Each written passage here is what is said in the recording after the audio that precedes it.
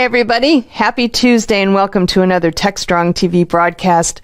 I'm Charlene O'Hanlon. Today is Tuesday, May 3rd. We're rapidly approaching summertime. Yay! We have a great show for you today. We get things kicked off with a conversation between Alan and Michael Centonis, who is the CTO over at CrowdStrike. And they talk about a new standard of data ingestion that Humio, a CrowdStrike company, recently announced. It basically enables organizations to get insights from their IT infrastructure very much faster than ever before because they're using the real-time visibility of log data. So apparently, this new data benchmark was more than 1 petabyte of data ingestion per day. That's a whole lot of data. So Alan and Michael talk about the implications for this new standard of data ingestion, the benchmark, and what it means for organizations. Good conversation there. After that, Alan's got another interview. This one is with Kara Sprague, who is the Executive Vice President and General Manager for Application Delivery over at F5. And they discuss the F5 2022 State of Application Strategy Report, which actually talked to more than 1,500 or about 1,500 IT decision makers worldwide from a number of different industries. They really looked at their priorities, challenges, and expectations when it comes to application delivery and application strategy. Really comes out with a very interesting perspective of how organizations are evolving application strategies to better serve their customers' current needs as well as those coming up in the future. So interesting report, lots of takeaways from it, and as always, it is a great conversation between Alan and Kara, so check that one out for sure. After that, we've got a CISO talk. It's one of our regular series here on Techstrong TV. This one is the CISO Talk Masterclass Part 3. The title of that one is The Trigger Event: How to Implement an Active Response Strategy and Practice. In this CISO Talk, Mitch Ashley and Matt Newfield, who are the hosts, are joined by Anthony Johnson from Delverisk and Joel Fulton from Lucidum, and they discuss the key elements of an active response strategy, how to test the readiness of an organization if a breach occurs, and the best way to identify gaps in the process. Good stuff, and a lot of takeaways in that one for sure. After that, we've got our Something Old segment. This is from the recent Secure Software Summit virtual event that we held, I believe, in January. This is a presentation by Josh Corman, who is the former chief strategist for cybersecurity and at the Cybersecurity and Infrastructure Security Agency. And his presentation is titled Trust, Transparency, Dependence, and You. And basically, we all know how hackers over the last year or two have really infiltrated pretty much all facets of where we work, what we do for a living, and how we live. So hacking compromises of the water we drink, the food we eat, the oil and gas that fuels our cars and homes. It's a lot of bad stuff that's been happening, and he is advocating for transparency and trust, saying that the trust we place in our digital infrastructure should be proportional to how trustworthy and transparent that infrastructure is, and the consequences of failure if that trust is misplaced. So it's a very interesting presentation, and really kind of turns cybersecurity on its head in the way we should be approaching it. So definitely want to check out this one as well. After that, I'm back with the news headlines. Then I have a great conversation with Nathaniel Coffing, who is the co-founder and CSO at Cloudentity. And he and I talk about the increase in machine identities, which now outnumber human identities in business environments. That's because of the rapidly growing number of IoT devices and applications in use today. So more devices on the network mean that enterprise attack surfaces are larger than ever before. So we talk about what this means for organizations and how they can better protect themselves. It's a great conversation.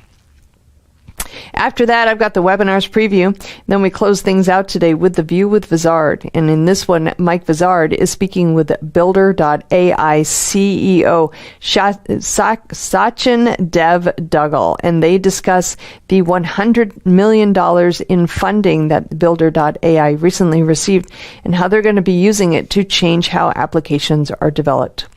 Interesting conversation there as well. All right, it's a great lineup today. I hope you'll stick around and watch it along with me, and we will get things kicked off right after these commercial messages.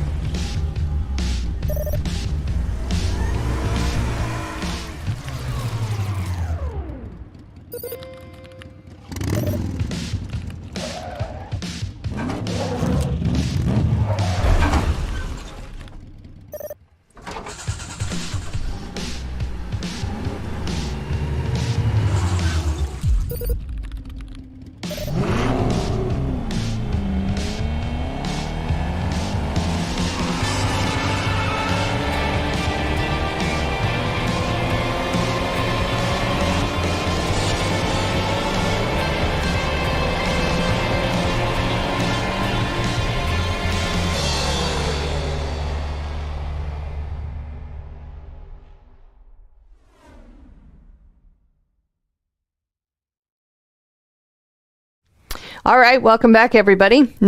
First up, we've got a conversation between Alan and Michael Santonis, who is the CTO at CrowdStrike.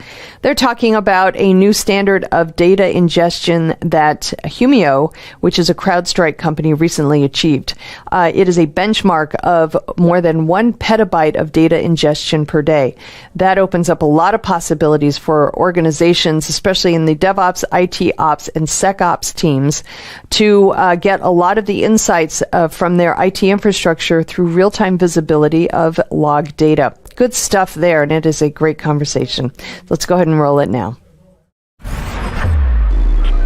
This is Digital Anarchist. Hey everyone, here again on Techstrong TV. He's actually a first-time person here on Techstrong TV. We've never had him on before. He's Michael Santonis, and he's with CrowdStrike. Hey Michael, welcome to Techstrong TV. Hey, how are you? Thanks for having me. My pleasure to have you on. So Michael, I was purposely kind of vague. I didn't give him your title, just name and company, but I'm going to ask you if you can maybe go forward with that for us. Yeah, for sure. So good to be on here.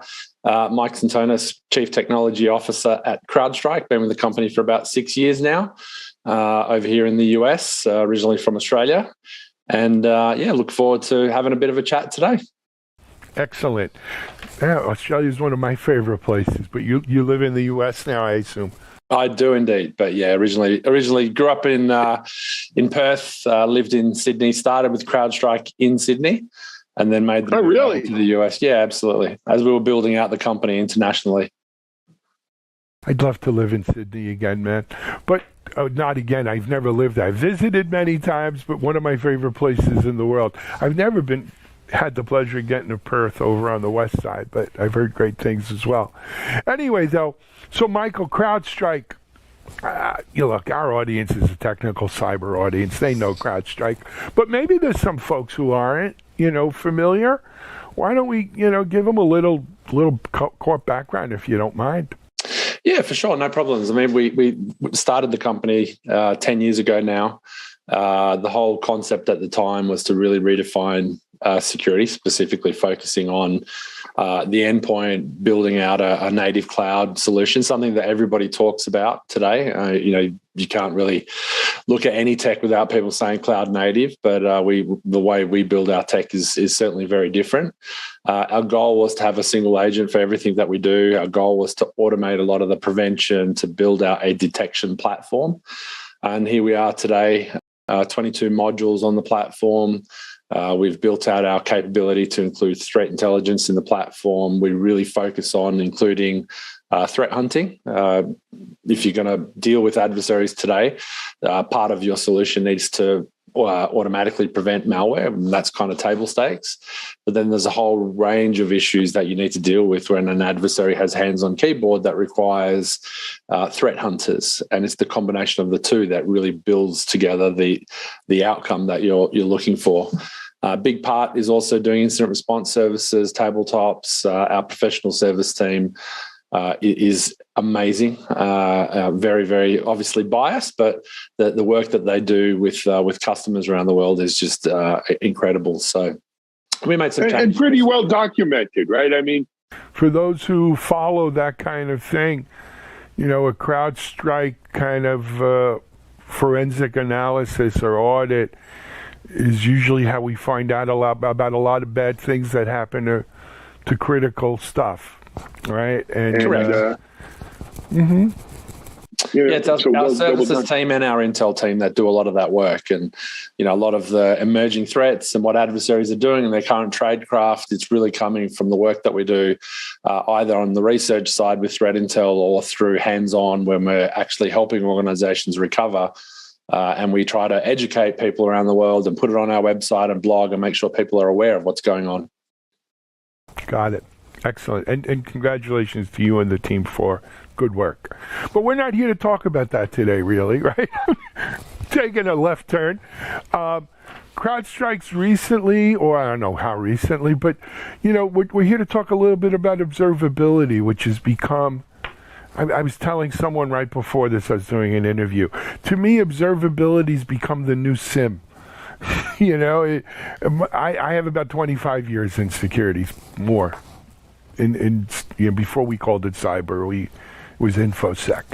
And, for a long time, I saw a lot of people spending a lot of money buying and then trying to stand up SIM systems that would take, data feeds from all over the place and, information and try to make heads or tails of it. And we see the same kind of thing with observability, except, Michael, having been through the security business, when I first started seeing the observability kind of companies bubbling up, I said, well, you're going to be a security company. And they're like, oh, no, we're not a security company. We're not a security company. We're observability. Observability is so much more than security. Yeah, bullshit. I think at the end of the day, the best use for observability, or I think the money shot, is for security. And so I'm happy to see a security company now saying, hey, observability, we've got it. Talk to us about it. Yeah, for sure. And we both show our age. We've been doing this for a long time before a lot of these terms were used. And, I'm a couple of decades into this thing as well. Look, we acquired Humio in 2021, and our goal was to really help customers with a number of different problems. Some of them are security use cases, some of them are non-security use cases. And for us, the whole idea was giving the customer the ability to have contextual data can solve a whole range of enterprise problems. Obviously, we are looking primarily from a cybersecurity perspective, but the reality is, a year down the track of owning Humio, a lot of the deployments are for non-security use cases. That's been the interesting thing. The fact that we give customers the ability to log everything and answer everything, the ability to do it without using indexes, it makes it a lot cheaper to deploy. It makes it a lot easier to search. We're now seeing the reality. People are buying this for security and non-security use cases. As I said, it's more non-security that they're actually using. Really? So what are the kind of non-security use case? I don't mean to put you on the spot, but non-security use cases. We've got people that are using it to monitor their web apps. We've got people that are using it to monitor their network systems, uptime of systems, a few sort of bespoke requirements that people have had with it. So it's been really, really interesting. It really was part of the thesis of buying the company, that it was easy to use, it was easy to deploy, it was a cost-effective solution. That goal of not having an index, being able to query the data whilst it's being ingested, when you put it all together, it's just so flexible. But of course, it would be remiss of me to not say it's phenomenal from a security perspective, and we're seeing that really grow as well. Yeah, I would imagine. Michael, one of the problems I've seen with observability, again, is kind of a problem we saw with Splunk. Not that Splunk's not a great product. I'm not here bashing anyone. Let me be clear. But, I think a lesson that a lot of organizations learned with Splunk is just because you can collect the data doesn't mean you should when it becomes prohibitively expensive to do so. Right? And so talking about the Humio's, solution, not having to index everything, do it on the fly, you can almost start doing it on the fly and decide what you want to save, what you don't want to save, etc. But, ingesting that data or the volumes of data that modern enterprises have, at their fingertips, if you will, is a big expense. And so people have to choose what it is they want to ingest and what they don't. Well, that's an interesting point, right? Because you started off by saying, these are security tools, but if people are making decisions to not store logs, that's actually a disaster in security. Waiting to happen. But it's a real life disaster, Michael. You and I, I'm sure, have both seen enough incidents where people made a dollars and cents decision. Somebody somewhere, right, made $1. Oh, well, you don't need to keep that, right? Or we don't. Too expensive. We'll just store this, or we'll just collect that. And then, that's the road to perdition, right? It's lined with the best of intentions. Well, we hear it a lot. We get a call from an organization that has had an incident. They want to do a forensics investigation. You go in there, you start trying to get access to logs. We don't have it. Well, what do you mean that we don't have it? Well, it's too expensive. We made the decision to not keep it. So whilst the concept of these sorts of tools is amazing from a security perspective, if you're not keeping the data, it's kind of a pointless exercise. And that's why I go back to the comment that I made, giving people that contextual data, getting it to their fingertips, giving them the ability to do it in a cost-effective way. I want people to have the ability to store every piece of telemetry. I want to give them the ability to bring it in from, any vendor and to be able to search on it. Because if we can achieve that, which is what we're doing with the platform, then I think it becomes a really interesting conversation. Now we've got an amazing extension to what we do at CrowdStrike. And that gives you probably a little bit of an idea as to why we wanted to buy the platform. Right.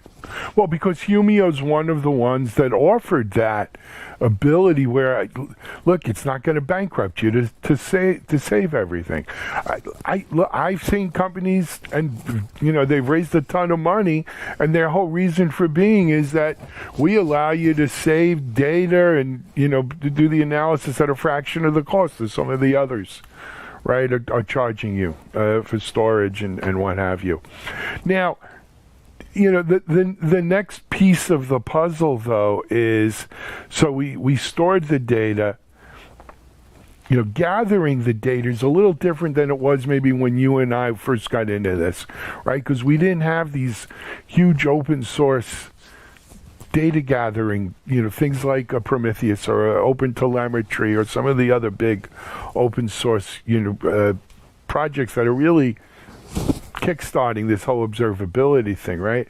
So it's no longer proprietary to figure out how to gather that data, right? The money's in the analysis. The money's, right, in being able to do the analysis in a cost-effective manner, right? So I get all that data. It is. Yeah, you are correct. It is. And the big thing that we also look at, again, showing our age, it was a lot easier way back when, and there wasn't necessarily as much data. But, if you have a look and see how much data grows every couple of years, that exponential growth is frightening, and it's not going to slow down. It's one of the reasons why we were really focused on continually building out the capabilities. How do we keep adding massive scale, the sub-second search capabilities? We just got tested for the ability to ingest 1 petabyte of data per day. And the key thing here, it's easy for anybody to say that, right? Anybody can say, I'm doing a petabyte a day, I can do more. But how do you do it in a way that's cost effective? And how do you do it in a way that is still performant? And if you look at the way that we built this out, and it's actually from a technical perspective, it is pretty cool that we did that petabyte benchmark on 45 nodes with 96 cores each. Wow. Now, I've seen comparisons of other technology that takes over 1,200 nodes to reach 100 terabytes. So it's a big thing. We can now do that ingestion. We can do it in a cost-effective way. We still give people the performance. Keep adding data. It's so important to log everything. I mean, people hear petabytes, and it's just a word, right? But so's 100 light years. And when you think back, where were we? I helped start an early ASP in the .com, right? This is before this cloud, but we have big data centers. The idea of just storing a petabyte of data was like blow my brains out, right? We're using, I think it was IBM Shark, and of course EMCs and HP stuff, crazy. The idea of being able to ingest a petabyte a day, and not just ingest it, but by ingest it, analyze it and everything. I mean, we live in interesting times, right? I hope people don't take that for granted about what a feat that, it's not easy.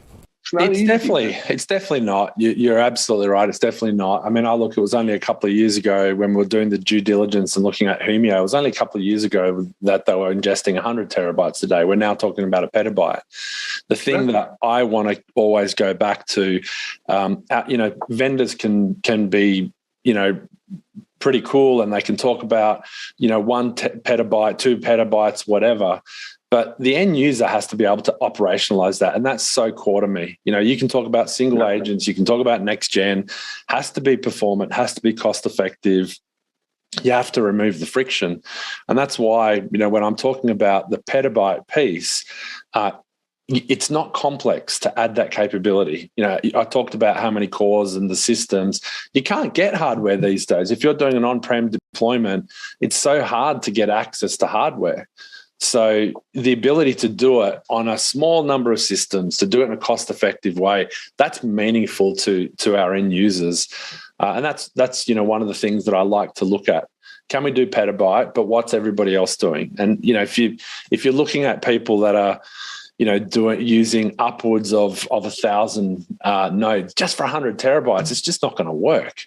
So what the team at Humio have done, hats off to them. It's pretty cool innovation. Yep. Hey, Michael, we're running a little low on time. I gotta go a little product on you here. So for our audience interested in this, kind of how is this packaged up? How is it offered? How's it sold? How can they engage? Easiest way to engage is come over to the Humio website, or you can go there via CrowdStrike. Pretty cool community edition available for everybody, fully featured. People can download it if you've got a small requirement, or if you want to test it out, kick the tires, as they say. Download it, use the technology, or get access, I should say, use the technology. Or come through to the team and we can talk about what data problems you're trying to solve. We can give you some guidance. We've got great partners that are enabled. So head over to humio.com and would love to continue the conversation with any of your listeners. Excellent. I'd love to do it. Hey, Michael, thanks for coming on Techstrong TV today and keeping us up to date on this. So Humio is still a kind of separate brand entity, right? You could get it via CrowdStrike, but Humio itself is still the brand for the observability. Yeah, it's still, Humio is still there, part of CrowdStrike, the company. We've made sure that we've integrated the team and we're all part of the same group. But the brand's recognized, people know it. There's the ability to use it as a standalone offering, but we're using Humio to solve a whole range of security problems within CrowdStrike. So Falcon XDR leverages the Humio tech, and you'll see a lot of that over time as well, where we're using a lot of the technology together. Excellent, man. Hey, thanks for coming on and talking to us. Come back, man. Don't be a stranger. We'd love to have you on. Anytime. Take care. Thank you. Michael, let me make sure I get this right. Centosis? Centonus. Centonus. I can't read the damn thing from here. Hey, Michael, thanks for coming on. Check it out at CrowdStrike.com. We're going to take a break here on Techstrong. We'll be right back.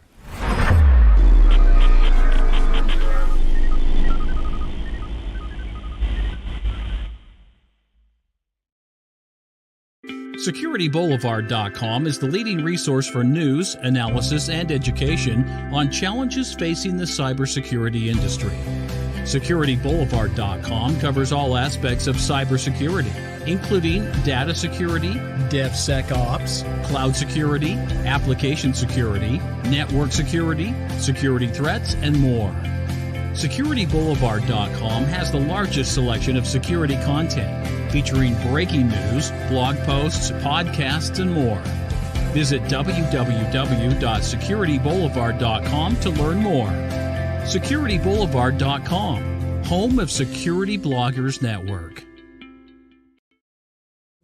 All right, we are back. Next up, Alan speaks with Kara Sprague, who is the Executive Vice President and General Manager for Application Delivery at F5.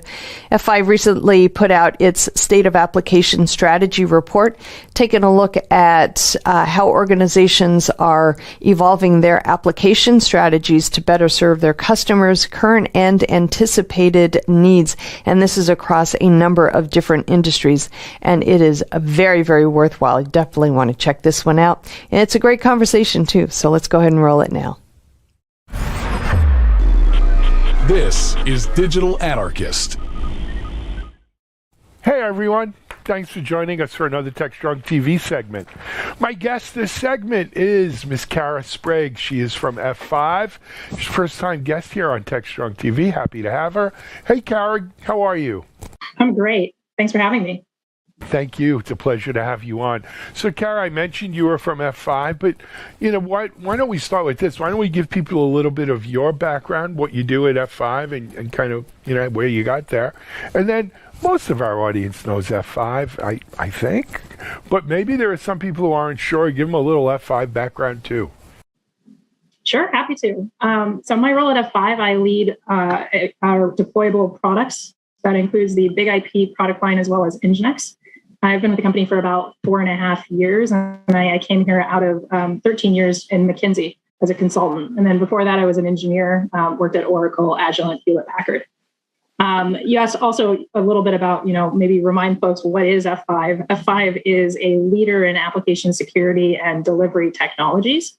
So if you think about any website that you might be accessing your online banking information, telemedicine, other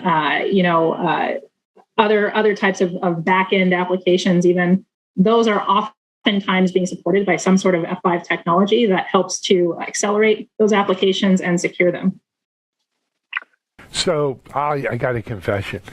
I didn't always do this, right? I was an entrepreneur, started several venture-backed companies. One company I helped go public was back in the .com.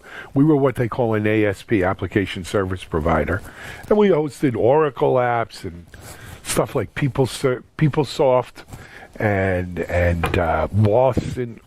Crazy. I think back, what were we doing? But that was when I first became aware of F5, right? The big iron and the load balancing and all that. And really, if you weren't in sort of that application delivery business, you didn't realize how big a player F5 was in making sure those apps popped on your screens and stuff. Of course, since then, F5 has branched out into so many different aspects of delivery, of application security, of the Nginx and the web servers and all of the things that go with it. But really, that was the genesis of it back then, and we've, of course, followed it ever since. Of course, our friend Lori McVitie has been with F5 for a long time, so yes, we've always kind of followed Lori and, what a star she is. Anyway, we're here to talk today, though, about this year's F5 Application Security Survey and Report. And you know what, Kara? This is not the first report. I don't know if you know how many years you guys have been doing this. Year doing this report. So we have a really, really fascinating data set that goes back that amount of time. And many of the questions we've asked year after year. So we really have a good view on trends around application strategy. Yeah, I love doing these when we have a history like that, because you really have, I mean, the data is phenomenal when you can start going year over year versus, though, to be fair, this year you had over 1,500 people respond? Yeah, that's right. So 1,500 people responded globally. It was a combination of business and IT decision makers and representation from, all major geographies. So really a good sample set that matches about the sample set that we get each year. And so again, it's a good representation of what are the trends that our customers are seeing around application strategy.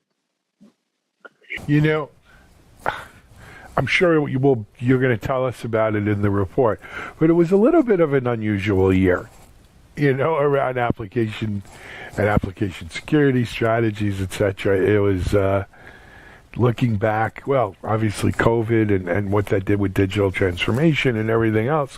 We also had some unique security challenges this year. They're not unique, but novel ones, new ones that we haven't seen before. Right, I'm sure that's in here.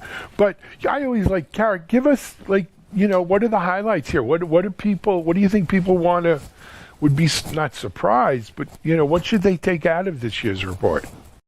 Yeah, so I'd call out probably three highlights. So one is what we're seeing is a deepening of digital transformation efforts and a broadening as well. So more companies are taking on digital transformation efforts. They're taking it on in more spheres of their business, not just for their customer-facing applications, but also for their back-end operations. And we're seeing those digital transformation efforts span all the way into new opportunity or business enablement, as well as into AI-assisted business. And so that's really the first one. It's about a broadening and a deepening of digital transformation efforts. Another trend I thought was very interesting, or an insight that we got from this report, is that nearly everybody continues to say that they lack the critical insights that they need in order to automate their IT environments and automate more of their application portfolios. And so last year, I think the number was 93% of our survey respondents indicated that this visibility was lacking. And this year it went up to 98%. Wow. Yeah. So, hold on a second. I got questions here. I got some questions. Let's talk about visibility. One of the big trends, so from where I sit, I have a good vantage seat. I sit here, I talk to a lot of people. One of the big things everyone talks about is observability. And we are gathering more data points from more data sources, and we're using AI and ML, and we're doing all these things, and observability, and we're observing. But it seems like all of that observability and observing is not giving us the insights into what we need to run. I mean, are we just throwing good money after bad? What are we missing? Yeah, at least the gaps that the customers and the respondents from this report pointed to, we've got increasingly good instrumentation and good visibility into IT infrastructure stacks, like how is this server operating? What's going on in my storage array? What's the underlying performance in my network? But increasingly, as we start combining those infrastructure components into delivering applications or APIs, and then even on top of that, delivering digital services or digital experiences to end customers, which could comprise 50, maybe 100 different applications or services. That's where the visibility is really lacking. So I'll give you an example. If you're a bank today, you have to have an online banking application. That online banking application or that online banking service is often actually a composition of a large number of applications and services that sit behind it.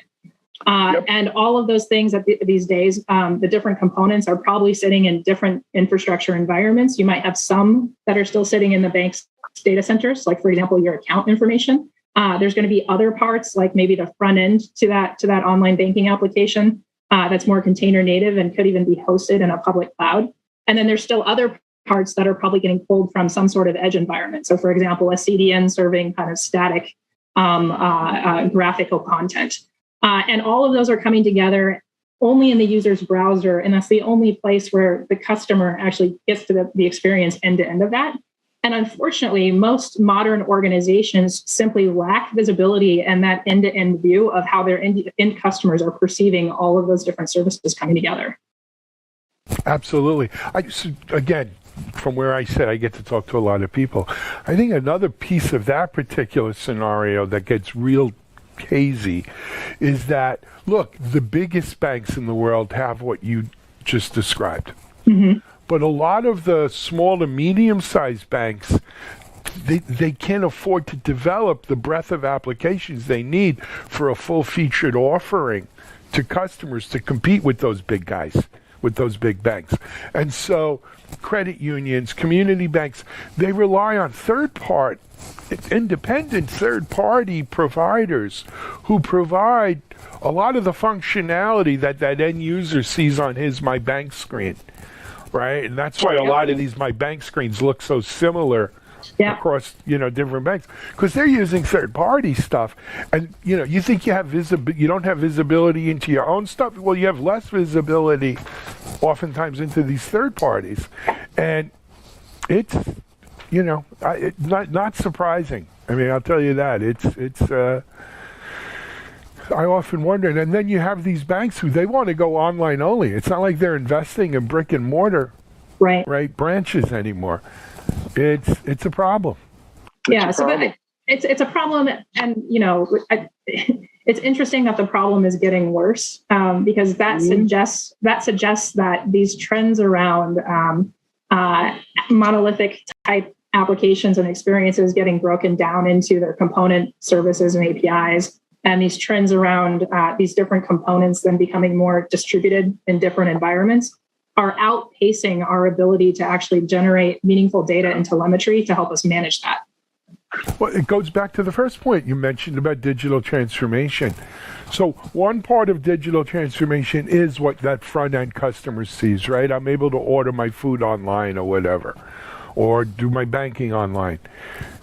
But the digital transformation that's taking part in that back end, dealing with my third-party vendors, my supply chains, right? We're all talking about SBOMs and that's software supply chains, but my real supply chains, right? Including software and goods. We need to transform those as desperately as we need to transform the front ends of these things. Yes. And those operational back-end processes, I mean, it's fundamentally rewiring the core circulatory system of a business. Big job. So it's big. Yeah. It's a big job, and it's not, it's a big job that we've undertaken while under fire drill mode, with people working from home and COVID and everything going on. It'll be interesting. I think there'll be winners, there'll be losers, right? Like always. Some will do better than others. Certainly. And I guess my own personal take on this one, this is not in the report though, is if you agree that technology and the pace of technology evolution continues to accelerate, the rate at which you'll see value creation and destruction or more and more winners and losers is only going to increase. Absolutely. So, well, you're from McKinsey, before McKinsey's report McKinsey had a report on digital transformation we had on a couple months ago where what it really creates is a bigger gulf, right? The high performers, if you will, are going to accelerate through this because there's tremendous opportunity. The not so high performers, they become laggards. And that gulf widens, and so you have winners. You really have winners and losers, and then the losers. What happens to them? It's the way it's the market at work, I guess. Anyway, I don't want to be too pessimistic. You know what? If you have an organization that can take advantage of this stuff, there's a lot out there that you can take advantage of. We only did two. There's a third. Yeah. So the third one. No worries. The third one I wanted to highlight was very much about security. And we're seeing some interesting developments in the world of IT security.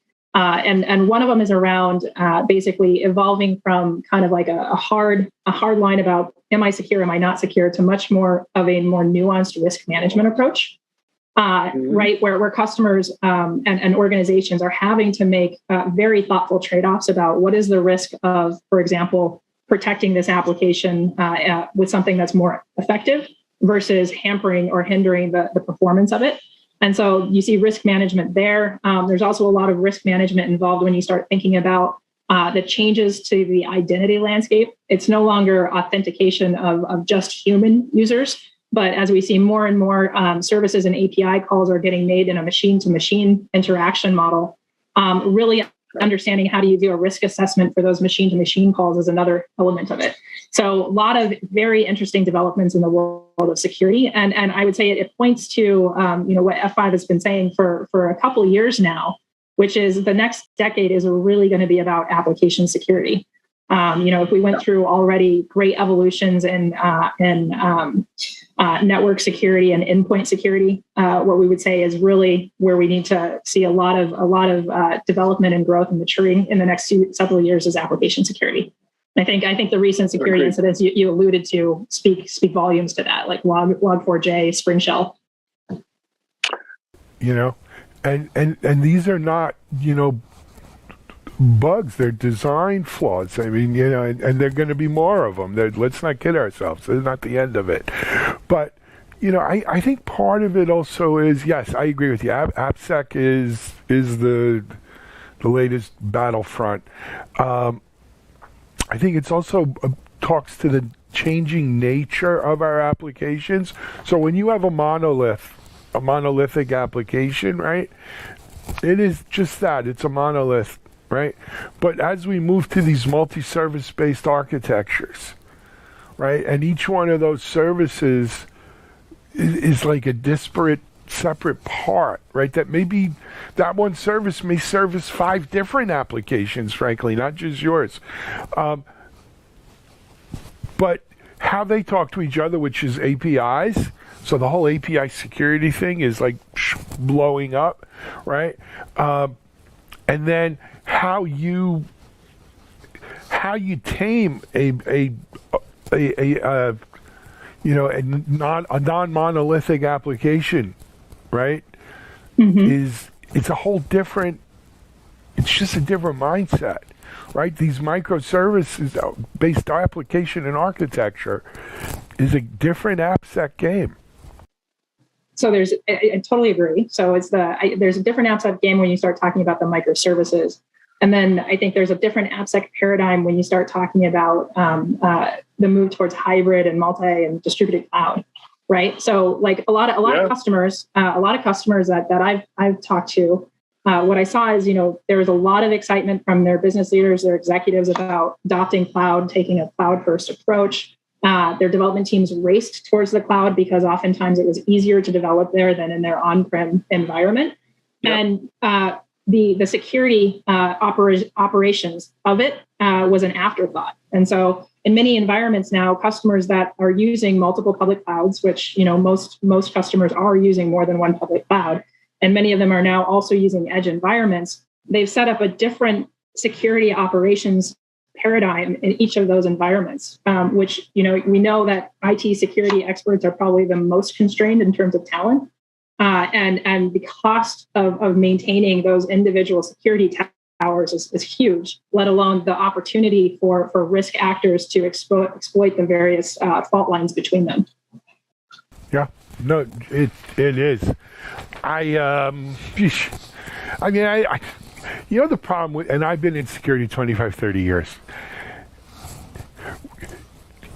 This is why so many security folks are depressed and have, issues, is when you really try to wrap your head around it, it's like, when do we ever win, right? How do we win?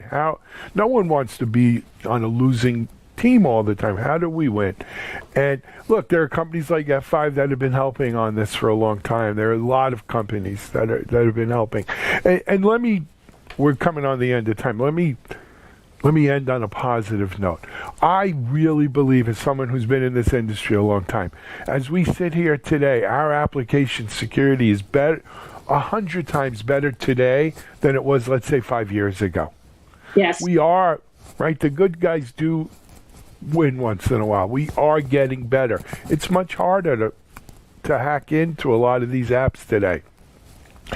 Well, I actually, I share your optimism, Alan, which is, we're seeing, I perceive them positive moves where we're seeing more government recommendations and advice to private enterprises about how they must secure their environment. I think I'm seeing a lot more openness from customers to accept that you can't just protect a small number of your most mission critical applications. You should be protecting everything. And that was evident with Log4j. And, I'm also just really excited to see the developments and the advancements that we have in the space of web application and API protection. So just really exciting moves going forward. And I do agree the good guys are going to win. Let's hope so.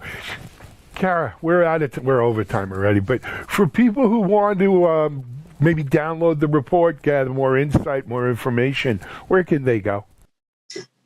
Go directly to f5.com. So the report is right there. It's right at the top of the page as the leading banner. Fantastic. Thanks for coming on Techstrong TV and keeping us, giving us the lowdown on this year's report. Don't wait until next year's report to come back, though. Come back before then, okay? Happy to. All right. Thanks so much. Thank you, Kara Sprague, F5 Networks. Go check out this year's, it's the 8th annual Application Security Report out of F5. Some great insights. We're going to take a break on Techstrong. We'll be right back.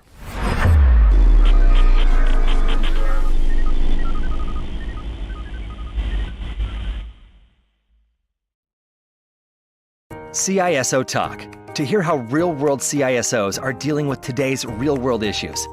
From enabling secure remote workers to accelerating secure cloud adoption, defending against a pandemic of security attacks and beyond, CISO Talk covers the cyber topics you want to learn about. With your hosts, Unisys CISO Matt Newfield and MediaOps CEO Alan Schimmel, featuring a revolving panel of CISO cyber experts. This is where CISOs talk. Join us on digitalanarchist.com and techstrong.tv. All right, we are back. Next up, we've got CISO Talk, one of our regular series here on Techstrong TV. This is the CISO Talk Masterclass Part 3, the trigger event, how to implement an active response strategy and practice. In this one, hosts Mitch Ashley and Matt Newfield talk with Anthony Johnson from DelveRisk and Joel Fulton from Lucidem, and they discuss the key elements of an active response strategy, how to test the readiness of an organization if a breach occurs, and what is the best way to identify the gaps in the process. It is a great conversation with a lot of takeaways. Highly, highly encourage you to watch this one. Let's go ahead and roll it now.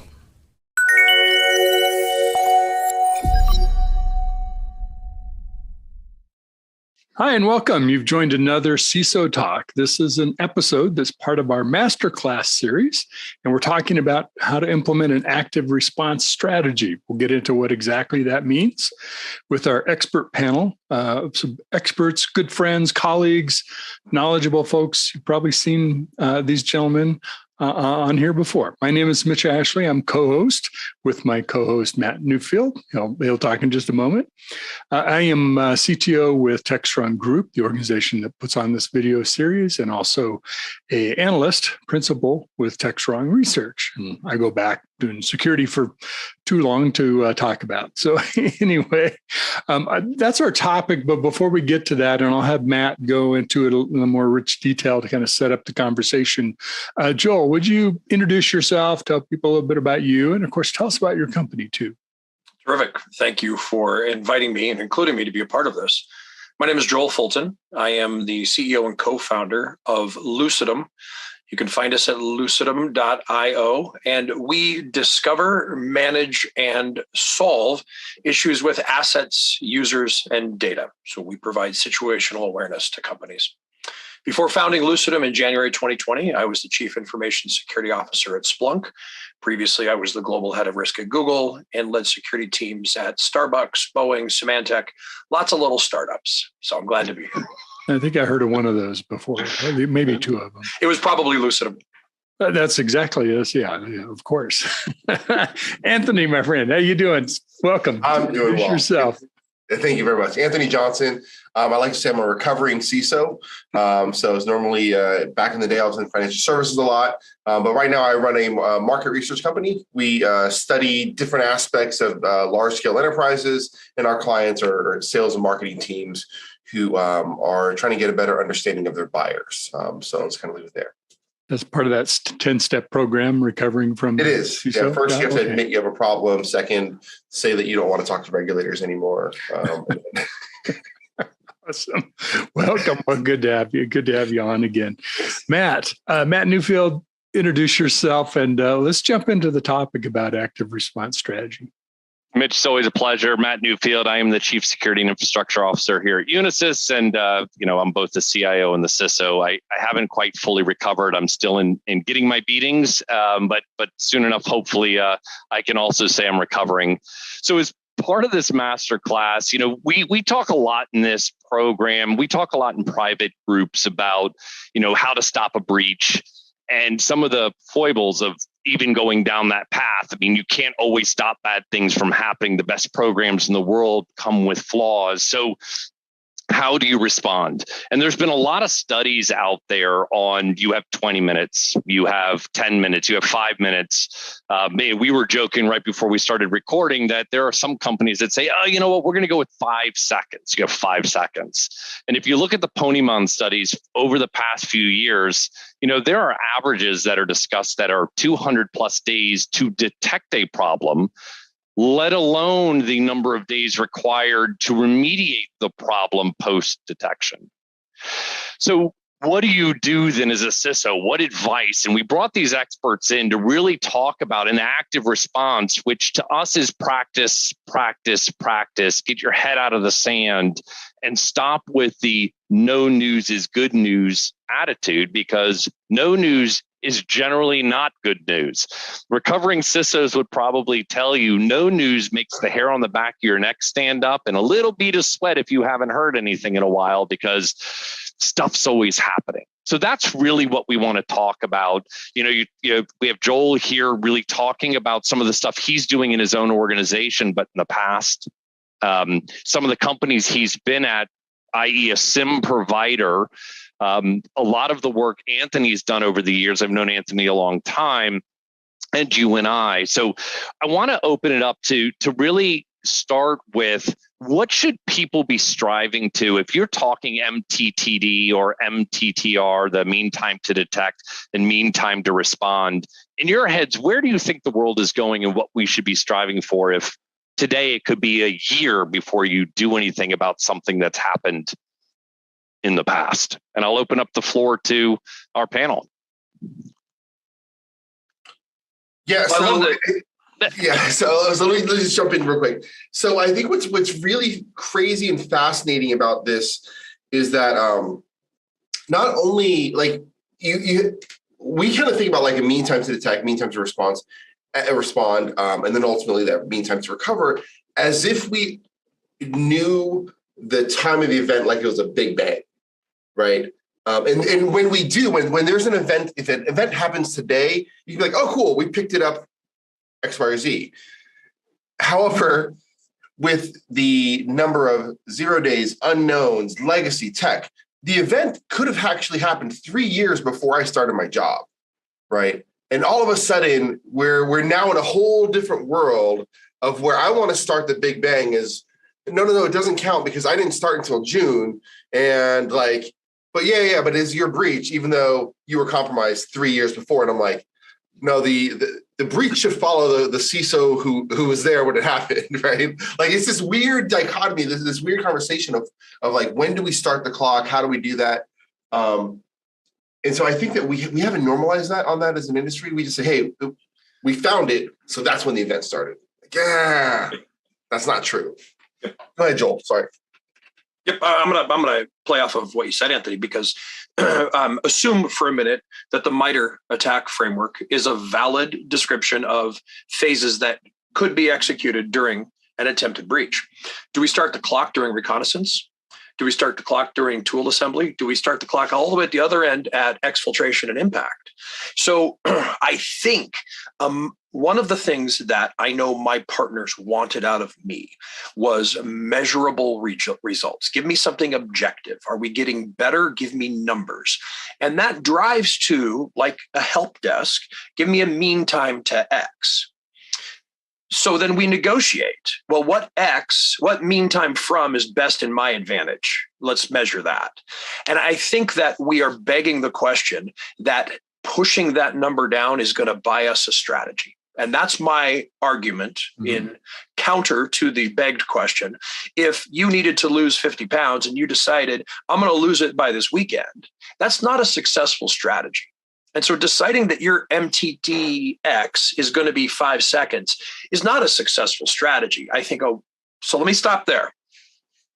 No, I think you need to keep going because hallelujah, we've gone to the end of the conversation. Could not agree more with both of you, right? How do you start? Because to me, if you're going to have a MITRE framework, if you're going to have a cyber kill chain, kind of starts at the beginning. If someone is doing recon within your infrastructure, generally, maybe I'm not an expert in this, but you've been owned, right? They don't have to do anything else. They're in. So I agree. And Anthony, to your point, there are times when you find out that I may have been here for 5 years. This happened 7 years ago. Yeah. Or it happened 5 years ago. It's irrelevant to me. We just discovered it. Let's start working it right now. That's the big thing. We got to work it as though it happened right now. And that's why I think that there's lots of people draw the spectrum, right? But I love looking at it. You have that time of the event and that time of detection. And that's one measurability of like, hey, are we finding things within a certain parameter piece? Because when you start to try to lump it all at, mean time to detection, mean time to response, mean time to recovery, you're like, oh yeah, we responded quickly, but we couldn't actually recover for 6 months because of X amount of whatever that is, right? Well, the event happened, but the 0 day wasn't known about for 4 years, so we couldn't detect it for whatever reason, right? Like it actually makes me think of the movie Deadpool 2. I'm pretty sure it's Deadpool 2. So I'll go somewhere really quickly. I don't care if you're right. I want to hear where this goes. So there's that character. There's a lady. He's like, oh, what's your superpower? She goes, I'm lucky. He's like, that's not a skill. Like, that's not a superpower, right? And it kind of is. Like there are, and especially in business, right? Like you sit there and you talk to people, founders, CISOs, whatever, and you're like, how did you not? You're like, oh, you're lucky. You must have that lucky superpower but going back to your point, Matt, you can't bank on being lucky. You have to have a strategy that you can execute and figure out how you tactically do this. Just know that some days you're going to be on one side of that luck coin or the other, right? What it was the saying, I don't know exactly what it is, but luck is preparation, right? And that's how you get lucky. So you're at the right place at the right time, but you're in a place to be able to do something, take action with it. I mean, I think where you guys are going is it's sort of like, by looking just at detection, we're only look at where the light is shining, right? It's like the dark the guy that looks for his keys under the lamppost. Yeah, exactly. The light's better there. I'm struggling with my analogies. Thank you for filling in the details. But it is a sort of kind of looking the wrong direction. I think what Matt and I have talked about over and over is, give it up. Attacks, breaches, you're going to be compromised. Everybody will. It's a fact of life. I'm not saying give up on defenses. I'm just saying stop fooling yourself. Stop wasting mental energy by convincing yourself that you've got things locked down the best you can, and so they're not going to happen, or it's going to be rare. No, it's going to happen. So it's like, it's like the pitch is going to be thrown at you. You better have the bat ready and have swung a lot in the cage. So when you get ready to smack that ball that's coming right over the plate, you can get it out in the outfield or over the fence. But if you haven't practiced, it just looks like a really scary, hard ball coming right at you. So let me push your wagon down the hill, Mitch. Okay. Let me give you some momentum down this side. And this is anecdotal. When I have started a new position as a security leader, the number one thing that I am focused on is my detect and respond. Because I know, like Anthony pointed out, I'm inheriting cockroaches in the apartment. And so I got to find them, fix them, solve them, keep the team's morale up, keep the reputation, and let my partners know, the CIO, the CFO, CTO, okay, we're going to find these things and we're going to bang them down. So that's my focus. And if I'm going to get really pedantic and micro about it, my real focus is the phase shift from detect to respond. Because if I can start throwing Secret Service agents between the bullets and the president, then we're okay for a while. And then I can buy myself room to shift left and look at identify, which is where Lucidum resides. But that keep the end in mind piece. If I am leading my SOC with MTTR numbers, think about what happens if you're a police officer. If you have a certain number of tickets to write, we all know you can't talk your way out of a ticket in the first or the last week of the month, because energetic patrolmen will get their tickets in the first week and you ain't talking them out of anything, but the lazy ones won't pull you over. They wait till the end of the month and you can't talk them out because they're close to so middle of the month, you can talk your way out of a ticket. That's human nature. And so you turn to your SOC and you tell them, I got these MTTR, MTTD, MTTQ expectations of you. And they go, all right, sweet. I'm going to pick cases that allow me to hit my numbers. And at that point, it's theater. And that isn't really what I want. So yeah. I got to expand on that real quick, Anthony. I apologize. Please. Again, it's always interesting how alike we are. We use different analogies. I like the police analogy, but I agree. If you give someone you could do the analogy with a help desk. If you tell them they have to be able to solve a person's problem in 30 seconds, this is what they do. Sorry, can't help you. Click. Sorry, can't help you. Click. And they've solved the problem. Case resolved. Case resolved. Ding, ding, ding, and you wonder why you lose your business. That's not how you build an organization. Anthony, I interrupted you. No, I think it's the same thing because there's, and it's also, we have to be careful when we start to use things like we say, mean time and MTTR, because is that mean time to recover? Is it mean time to respond? Yeah. Right? Like there's these nuances of where I look at it as, this is maybe just time of the event, then there's a time of detection. That can be tools, capabilities, stuff. Time of detection to time to respond is a lot of your internal processes. How are your things stitched together to find and detect? Cool. And then you get to time to recover, which is your IT processes that largely take over, and you're like, or your partner processes, partners, right? Because it can drag on forever here, right? And I think as long as we as an industry ultimately get to a standard of, hey, this is what we're talking about. But there's this funny thing that Joel said, because I think we've all done it. You walk into a new organization, new role, and you're like, I got to find the bugs or the issues. I'm going to find this stuff. Because after about a year, it's your problem, right? Up until that first year, you can say, hey, can you believe this guy, what she did? Oh my gosh, I would have never done. But after a year, they're like, hey, you've been here a year. I mean, I was like, it's your team. You had a whole year performance. So you're like, it's yours. So that's where like this internal clock starts ticking, right? And that drives a lot of the behavior of like, okay, we got to find the process flows. I can't say that that's my process after a year.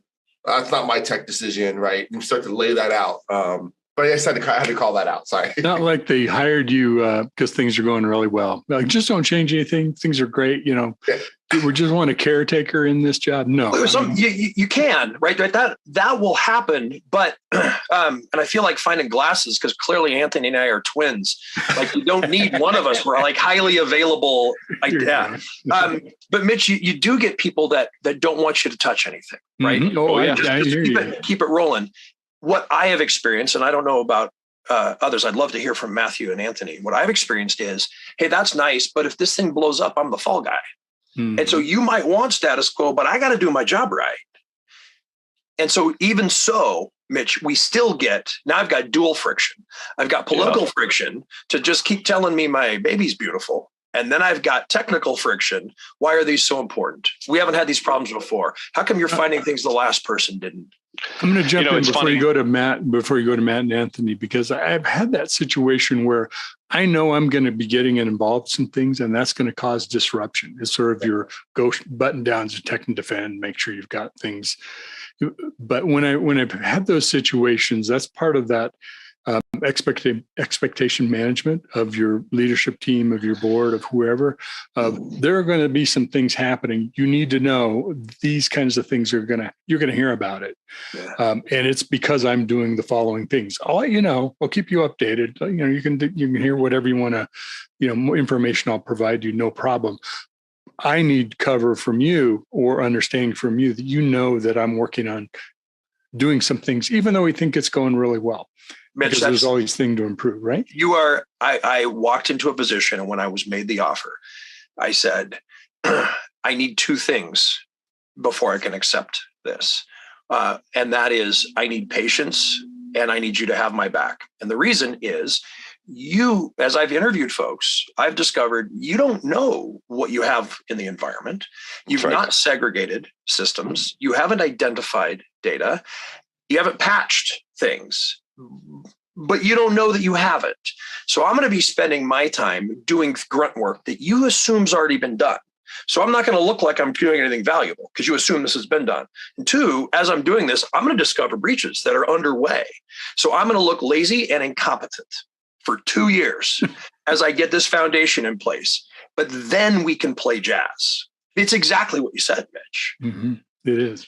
Look, so we always want to give advice back. And if I'm summing up, it's something I did here when I took the job. I remember my first big executive meeting. I was asked by a bunch of people in a room what my job is. And someone else said, well, his job is to stop breaches. And I was like, whoa, not my job.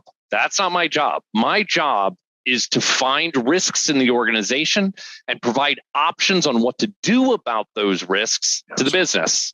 Right? I have an Olympic method, I believe, and I give you a gold, a silver, and a bronze option. What say you business? Because none of us can spend enough money to stop bad things unless you fired everybody and went off the internet. Now our systems are bulletproof. But until that happens, we're kind of done. And another little thread that has gone through this, and Anthony, you started it, but Joel and Mitch, you brought it up, is the known good. We are constantly told, what we have today is great. It is a known good. And that flies in the face of most modern cyber leaders because there's no such thing.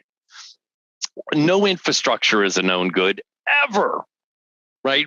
It's got people, it's got computers, there's stuff that's happening.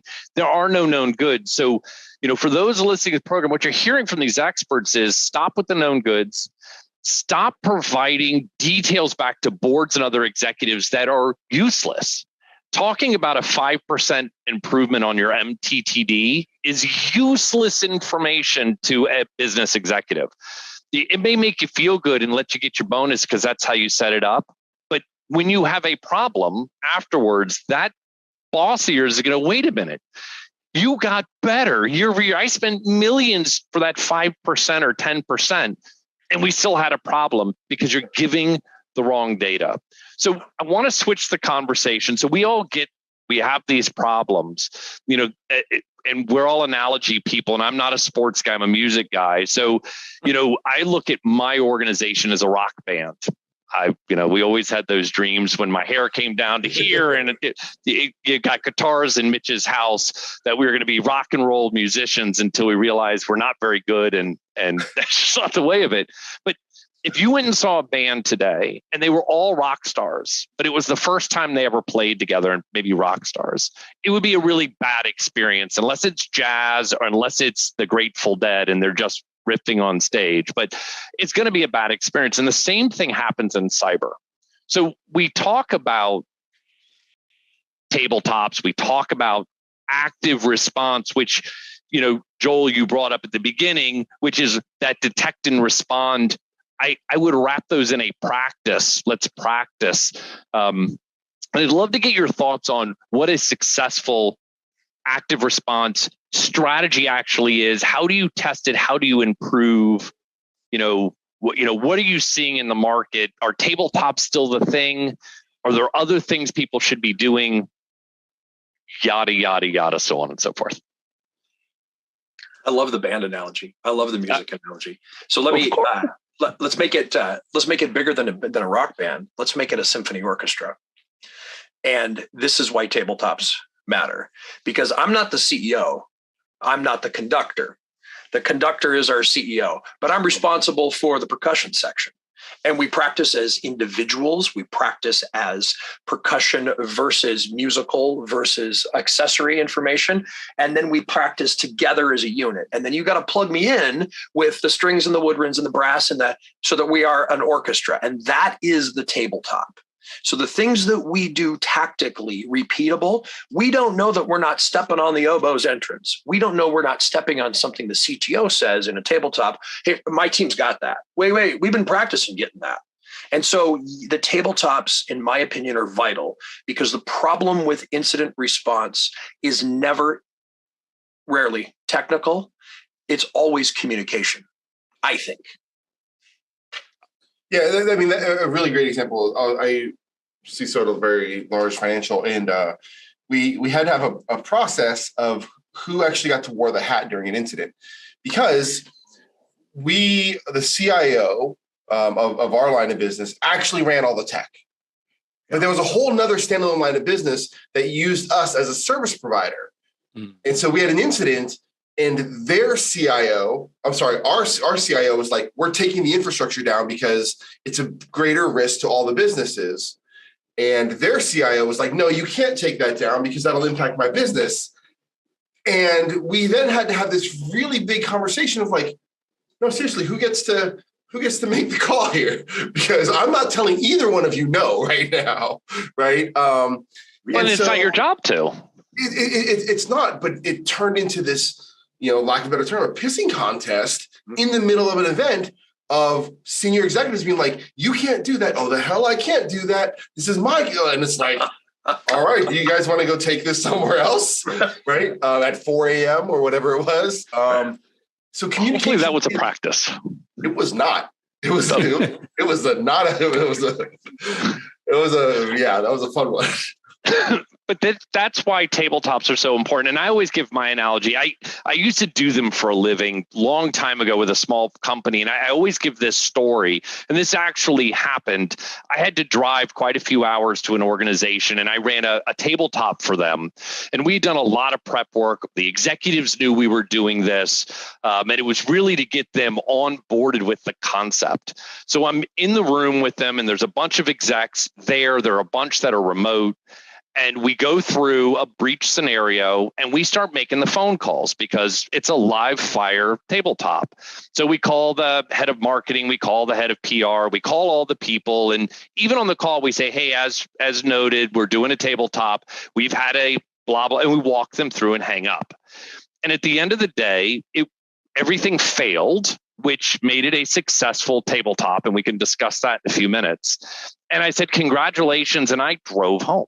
And I get to my home, and I get a call from a very senior person at this organization whose title began with CEO. And it was, get your blankety blank, blank, blank back up here immediately. And I'm like, what is your problem? It was a table. He goes, get up here. You need to get up here. Now realize this is multiple hours after we had finished. Okay, get in my car. I drive back up to the location. It's in the middle of the night. What happened? The head of PR wasn't paying attention and did a press release about a breach that didn't happen. And they were trying to figure out what to do. And I'm sitting in the room, and I'm looking around as I'm being yelled at. I was like, stop. Do you have a copy of the voicemail we left you? Yes. And he played it. At the beginning, it's my voice. As discussed as part of our tabletop act, I didn't realize what a tabletop was. I'm like, okay, you did a press release. Forget the event. You did a press release with no practice, no communication to your comms, no approvals. You violated your own policy. And I remember, because I was a young guy, I was like 28 years old. And everybody's looking, what should we do? I'm like, well, fire him. And then we have to do another press release. And I need to call the CEO of the company I work for because I need them here. And, it goes to the practice, but it also goes to, and I'm looking for your viewpoints, can you be successful in a tabletop? Do you pass them? Can you pass a tabletop? Can you pass a workout? I don't think so. I think they're the same things. I think if you set an objective, I think if you say, hey, the objective of this tabletop is to figure out who's going to be the complete jerk in the middle of the night, then you figure, and I'm being pedantic there, but like, hey, let's figure out if and when this scenario happens, who's on deck. Okay, let's actually pull the objective of the tabletop is to review all the incident response plans, because you know that 4 of the teams don't actually have one. So you're like, hey, you don't have anything documented. So then the next step. So I think you can pass them, Matt, if you have an objective. Now, let me share something that actually happened to me yesterday. I went to the doctor's. Okay, so I went to the doctor for, a bunch of blood work and stuff. And I walk in, sit down, and the fire alarm goes off, right, in the hospital. So I stand up, get ready to walk out. A bunch of the older patients stood up, and all those staff were sitting down. And they go, is this a test? I don't know, is it a test? Might be a test.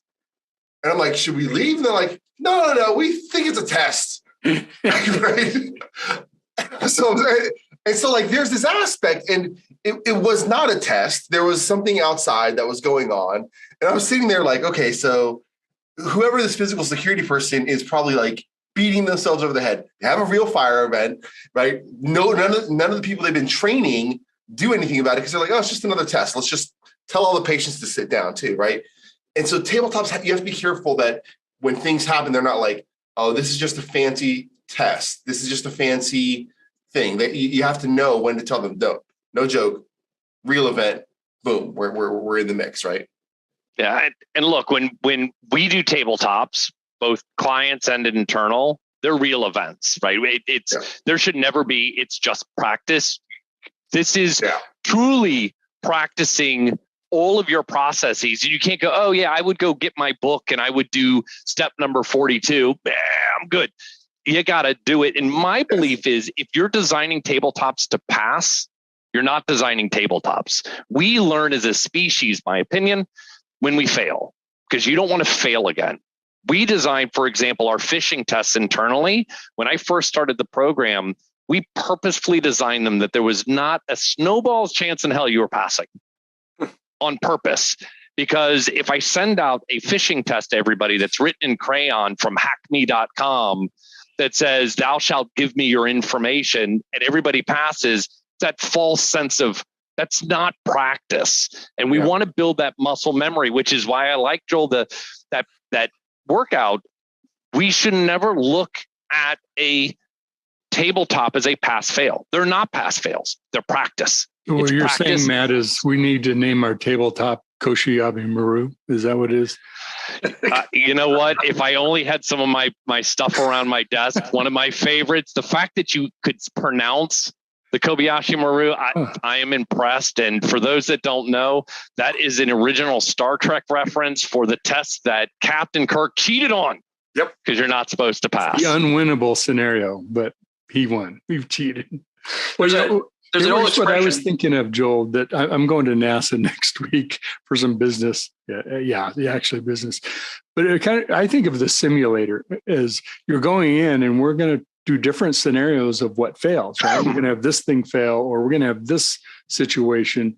And you're really doing a continuous improvement process through you. But so when you get in the moment and the thing that fails or that happens that you've never done before, all those other experiences still help you respond to that unknown. So I'm sorry, I had to get the Kobayashi Maru in there. So Joel, it's all yours. There's the old expression, bleeding training, not in combat. And if Matt and I have a boxing match scheduled, I'm going to pick somebody a lot meaner, bigger, more experienced than Matt to spar with, because I don't want to be surprised. And so I think tabletops, like Anthony's right, you can check off objectives. You can walk in, and I'm not going to make people look stupid, but I know we're going to look stupid, and I know people are going to be emotional, and I know that people are going to get angry. And that to me is a sign of a real situation's arrival, because people do feel that way. Like Anthony, you talking about people needing to take it outside at 4 a.m. But that pressure, if we can figure it out, knowing that that inject was fake and that Joel's not really sick, he was pulled out of the room because he was sick and now he's unavailable. And as that now when it really happens, we think, real life was a lot easier than that made up scenario. And that, I think, is a great goal for tabletops. Yeah, look, at the end of the day, I agree. And I think what you have to do when you're in our position and for your former positions, but our positions in this organization, you have to also set the expectation. So we bring, for example, our chairman into our tabletops. Good. And he watches, and people want to act a certain way, for example, because I'm like, stop. Yeah. Don't act a certain way. Understand he's here to judge you. And he knows that you're not going to be successful. He knows I'm putting a situation in place to all of your points that is so really out there and impossibly hard. All of the execs are on a plane together, happen to go over the Andes Mountains, vanish. Now this thing is happening because we hired one of the world's worst hackers. Boom. The world blows up. We're doing it on purpose. And if you set those proper expectations, even back to our original, stop putting things in front of others in your organization that are not meaningful. If you set up the expectation, you're doing this as a muscle, a practice, you can be really successful. When we launched our phishing program here, I was asked, what is the goal? What's the percentage of people who fail goal? And I went 0. And you will not see it in any of my reports because it's irrelevant. That's not what we're trying to do. What I'm trying to show people is there is a way to improve over time. There's a way to make it personal, right? I want to help you in your personal life. I have a lot of technical controls in the company. You don't have them on the machine sitting in your house or your Google or Gmail. Call Google when you have a problem and see how that goes for you, right? You're one of a billion people on their email platform, right? And you try to make these things personal, and now you can start building a mindset. And I'm going to take it all the way back real quick. Active response, that to me is a mind shift change. It is a huge mind shift change, not only in your organization, the CISO's office, but the entirety of the orchestra that we're a part of. Because at some point, to Anthony's conversation, there are going to be peer executives that have to suck it up and realize that we've made a decision as an organization. They're in charge for this particular situation. Shut up. Yep. One final thing on there, and I think this is one of the first objectives I've always found when we start a tabletop journey, or a set of them, right? Is in the time period that we live in, there are so many things that we just assume are going to be there, right? Like you assume your email is going to be there, or you assume, we'll just email so-and-so. And then when you say, because I remember specifically running through this exercise, and we said emails down, and they said, well, how do we have their phone number? No. How the hell are we supposed to get a hold of so-and-so? And I was like, that is a really, really great component, right? It's a great question. And when you start to take away some of those things that you would assume, and specifically during this one, at Fannie Mae, we actually had to bring back fax machines so that we could fax end-of-day settlement components to the Fed. Yeah. Because we realized that if we didn't have that connectivity pipeline, we had this backup way that we could possibly do this. So I think tabletops also give you the assumptions. They give you the understanding, like, we actually have this really crazy dependency. We should not be that dependent on this or that, right? And I think that's a really thing to consider. How many of us have priority contracts with SunGard? They're going to show up with their data processing trailer. Everybody raises their hand. How many trailers do they have? Who? How many of us have priority diesel shipment for our on-prem generators? Everybody raises their hand. How many are actually going to get it? So you're right, Anthony. That's a big deal. Well, and it also, again, this conversation is so interesting. When you go through, if any of us sat down and wrote a plan, in our brains, because we wrote it, it looks amazing until you test it. Right. I mean, I haven't met a single CISO or incident response executive that handed me a plan and said, this is a pile of junk. It's always, a manuscript of excellence. And exactly, they're like, look, I even had it bound. Look at this. It's beautiful. It's laminated. It's the greatest thing ever. I'm like, there's a subpar plan here. Take this. Yeah. But to your point, okay, who knows this plan by heart? They're like, by heart. I'm like, so if you're on a plane or in an airport or on vacation, where's the plan? Oh, I have it on my OneDrive. Okay, so your computer's been stolen. Right. Right. There's a OneDrive outage. Or you know what? It is now encrypted because you were ransomwared. And you're like, oh, all the phone numbers were in there. Uh-oh. I have so it's the practice. It's the practice, and you look for those little things in your active response strategy that will make a difference. And I'll throw a couple others out there to talk about where I see people fail. And we've talked about it around the periphery, but it's the communication. It's not just the internal communication, but it's the understanding of the internal. So setting up rules in your organization. So let's say I work for Joel, and Joel is my boss, and I call him at 8 p.m. on a Saturday night. If you haven't pre-set up what that means for him to get a phone call from me, you've done yourself a disservice. And I've set things up even to the point where I say, if I call you and I leave you a voicemail, it says there's a voicemail, don't call me back, we're good. All the information you need's right there. If I call you and I hang up, and I call you and I hang up, drop what you're doing and call me back. You got a problem, right? And you can set these things up so people realize what's going on and they can step out and become involved. And the other thing I will tell you, where I see a lot of companies fail in their active response strategies, and I'm curious about this piece as well, is they want to write public responses in the heat of the moment. They'll get their comms person on who's not used to this, who is freaking out, whether they're an executive or not. And you're like, we have a problem. You need to put a statement on the website, or you need to send this notification to our clients. And they're like, I'm going to start from scratch because I've had an hour's of sleep and let's do this. How often does that work out for people? No, it's not well at all. I think one of the best breach response, I won't call the company out. It was a healthcare organization. They actually had their website already preloaded, right? We did the same thing, every organization. Once I saw this practice, we did the same thing. We had a breach website. We had a breach call center. We had a breach. We did everything, and it was a plug in the blank based on the details. So we could literally say, hey, the website, the call center, the customer flow, all of that has been built out through the tabletops, which is, again, that active response. And then when we had pre-agreed that when an event would happen, we would just fill in the blank of, we were compromised by blah, blah, blah, 4 words. Then we would fill in the next 4 words or whatever that is. So it was all done by legal, all vetted, right? What was the name of that book when we were kids that you had to fill in? Mad Libs? Mad Libs, thank you.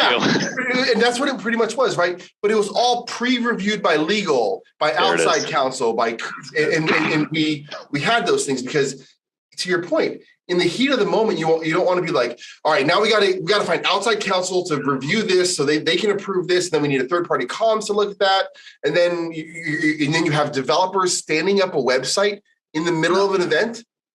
I'm sure that's going to be secure code, right?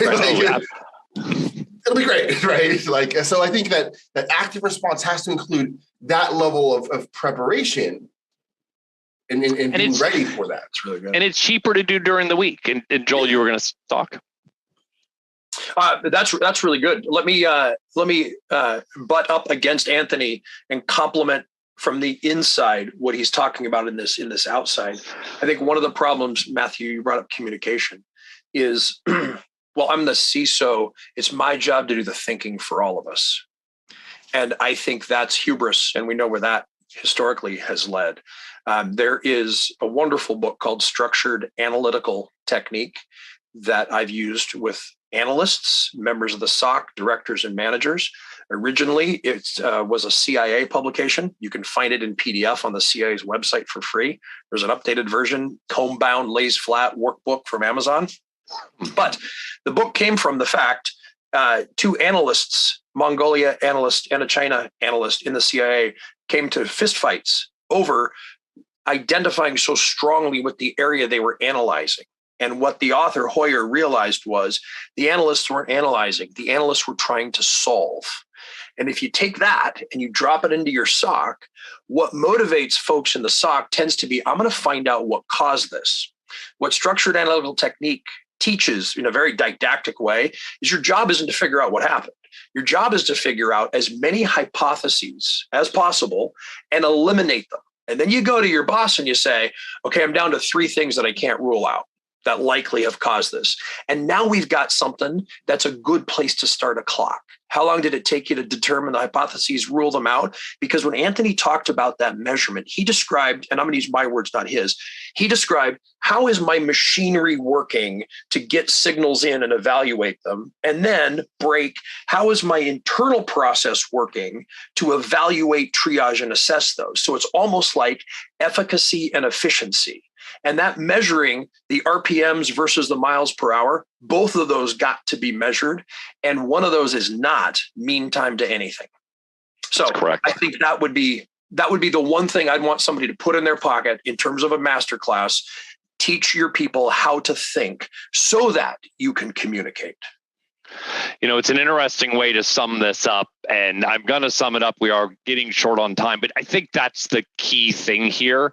If your thought process is solely on prevention, if your thought process is solely on metrics, you will not be as successful as you could be. I mean, we talked about luck at the beginning. You could be lucky and you get through your whole career and retire and go, I didn't have to think, and my MTDDs were great, and so what? I was at 200 and some odd days.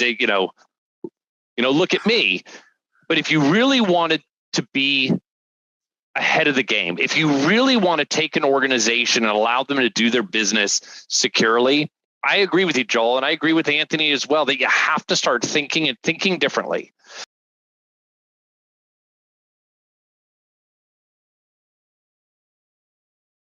The room, that's not a room I want to be involved in. I'm not, that's not me. I want way smarter people around me. If you're not practicing, you're gonna fail.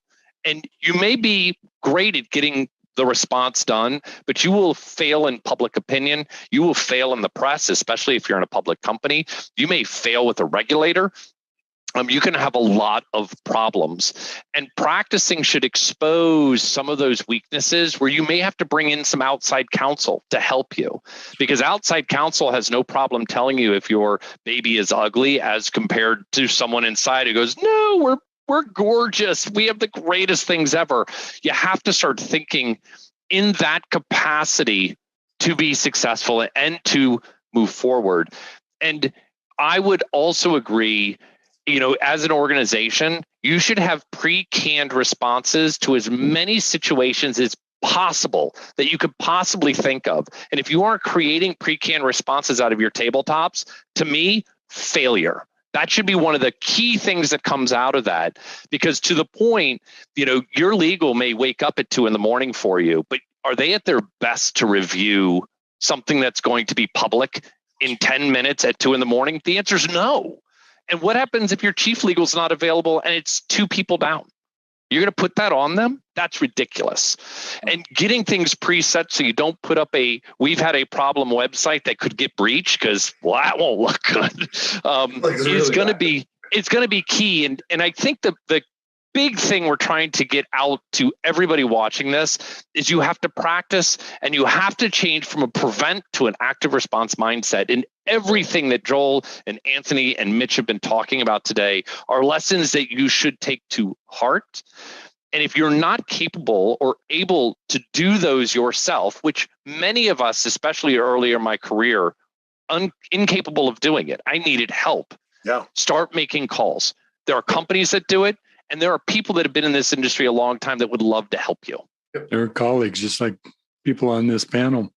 I think that was a great kind of wrap up, Matt. Maybe if Anthony, if you have any parting thoughts you want to share, and Joel, and then we'll wrap this up. Yeah, I would just say I love the term, that active response strategy, because it doesn't have to be after the fact. There's so much preparation. There's so much, It's complete, right? Like, I think that's a really important piece to look at it. But you can't just think that it's the tech in the process.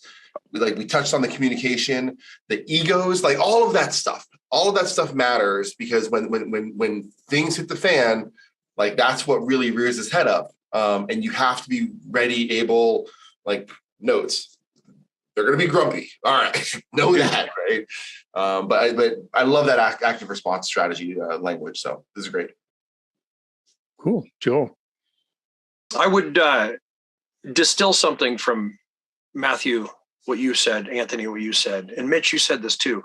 You've all hit on the same theme. Matthew, the way that you said it was, when I'm asked what's my goal for phishing, I tell them 0, but you won't find it in my report, because what I'm really after is continual improvement.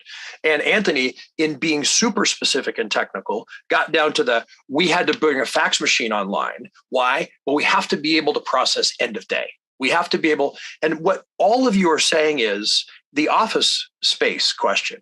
What exactly is it you do here? And if you ask that question first, you're not confused by, should I have an MTDD of 20 seconds or 25? Because if you ask the question, what is it you do here exactly? You can answer how to measure it. Those two must be in alignment. 100% agree. Folks, you guys are awesome. I really enjoy this. I think just the amount of knowledge and experience shared in this past 40 or so minutes has been, well worth a lot more than people paid to listen to it. Let me just say that. So thank you guys for contributing and sharing just some amazing things. I would, the little cherry on top I would add is, another theme is, it's not a solo sport. It's not a solo performance. It's not about being the smartest person in the room, right? Either of those two strategies, you failed before you started. So it's about engaging and practicing and working with each other and learning. I just got to say this one last thing. Oh, Mitch. Anthony, I would never stop. You're right. It's not a solo, but it feels lonely. And I think that every CISO, and that's the one piece of advice, my best piece I've ever given when you start a new CISO role, just know it's a lonely chair. So reach out to your community and people like this. But yeah, it's not solo. Anthony, thank you. Joel, thank you. Matt, thank you, but especially for creating this masterclass series that we've been going through. And thank you, buddy, for co-hosting too. It's my pleasure. I hope everybody has a great day. And thank you all so much again, Joel, Anthony. You're the best. Wonderful. We'll talk to you soon. Thank you very much. Take care, everybody.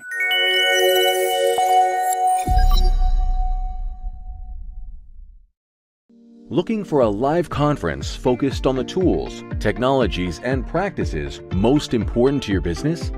Innotech conferences are live one-day business and technology conferences highlighting the latest in trends for IT leaders, developers, and IT professionals. Each event combines education, innovation, peer-to-peer networking, and the latest technology and business solutions for a diverse IT-focused audience. Innotech conferences occur throughout the year in strategic regional locations, bringing together technology professionals from various industries to learn about the solutions, practices, and tools impacting their day-to-day work and gain insight into what's to come. Presenters at Innotech conferences are selected and curated to ensure each session provides the most up-to-date and relevant information without any hype. Whether you're interested in digital transformation, cybersecurity, cloud, IT leadership, or DevOps, Innotech conferences deliver. 2022 events are scheduled to be held in Austin, Dallas, Oklahoma City, Houston, and Washington, D.C. Innotech conferences are produced by Techstrong Live and powered by Techstrong Group.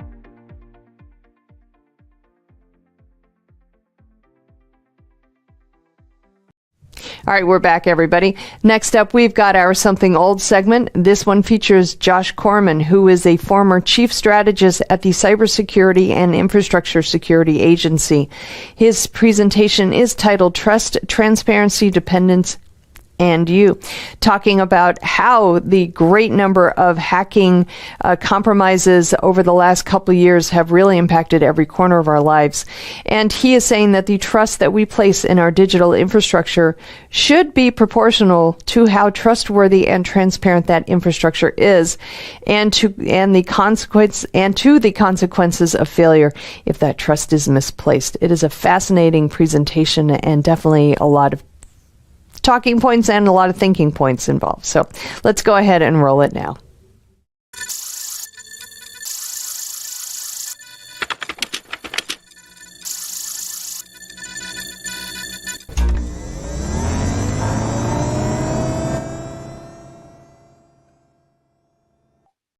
Hi, I'm Joshua Corman. Thank you for letting me kick off this great lineup of very strong and diverse speakers on some increasingly important topics. I'm going to start with why. We'll talk about trust, transparency, our increasing dependence on digital infrastructure, and your role in this increasing dependence. So, first, I Am the Cavalry is not my day job, but it's a passion, and we're 1,000 or more volunteer hackers and a coalition of willing trying to save lives through security research. Yes, I said hackers. You can tell because I'm wearing a hoodie.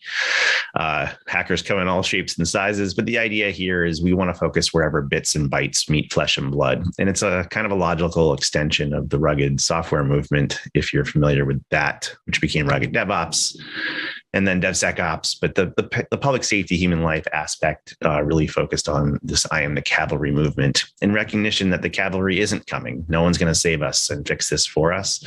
And if something's missing, we got to put it in the world. So these helpful hackers, we're not all motivated the same way in the lawful hacker community. There's protectors that want to make the world safer, puzzlers, prestige, profit, protest. The cavalry really attracted the protectors and the puzzlers that want to make the world a safer place. And we wrote primitives, right? We tried to start small, create a common denominator of things that every policymaker domestically and internationally, and every device maker and every safety critical systems designer could think through. And we basically said all systems fail. You should be able to handle failure across 5 things. How do you avoid failure? How do you take help avoiding failure without suing the helpers?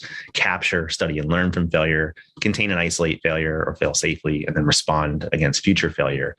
And sometimes this would be the Hippocratic Oath for connected medical devices. Doctors take a symbolic oath to do no harm. And increasingly, as technology plays a role in the delivery of that patient care, we felt that these technologies should preserve and support that intent.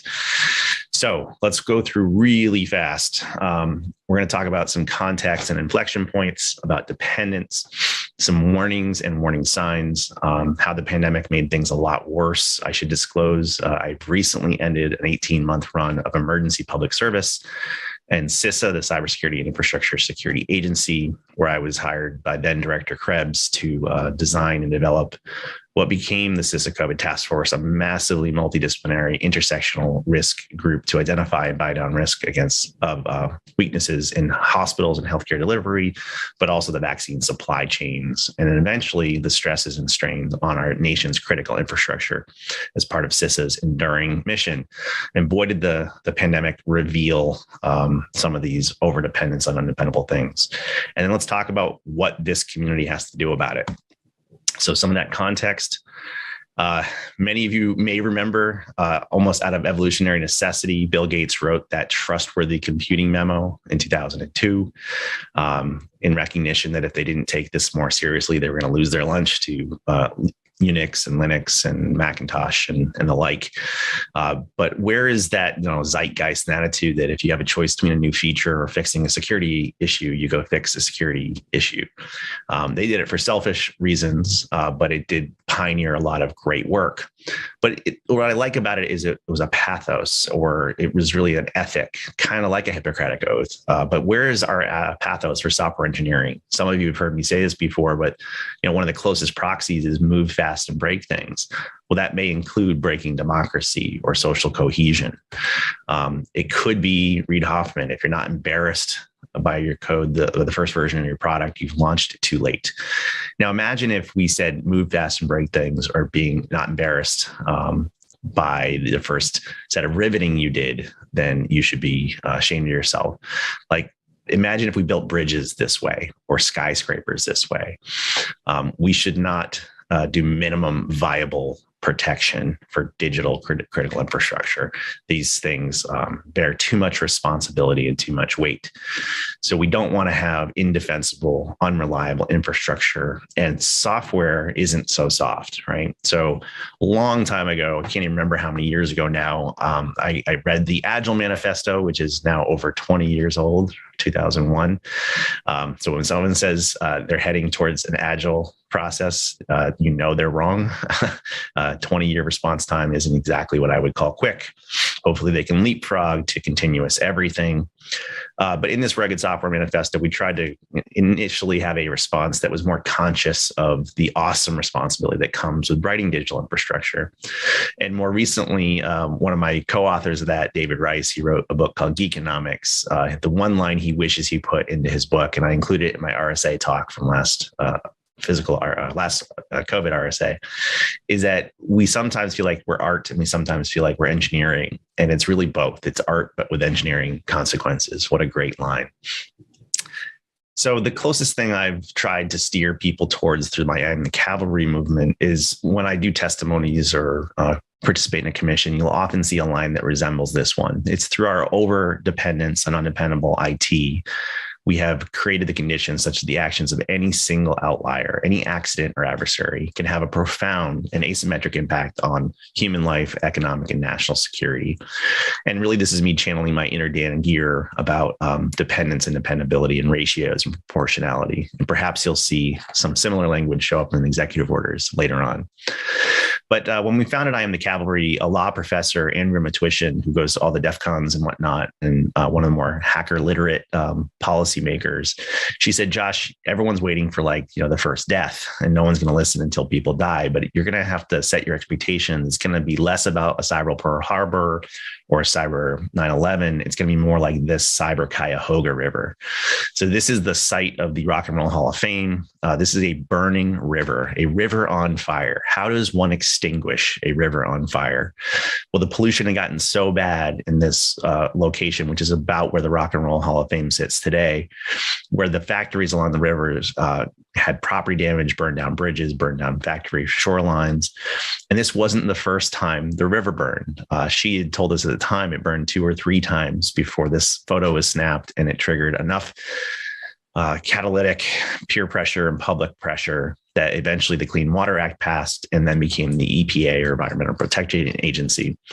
But upon reading into the history more, this river caught on fire not once, not twice, not 3 times, but like 21 times across a 70-year period. So it was not just a fire, but a series of fires where we say enough is enough and finally get political will to do something.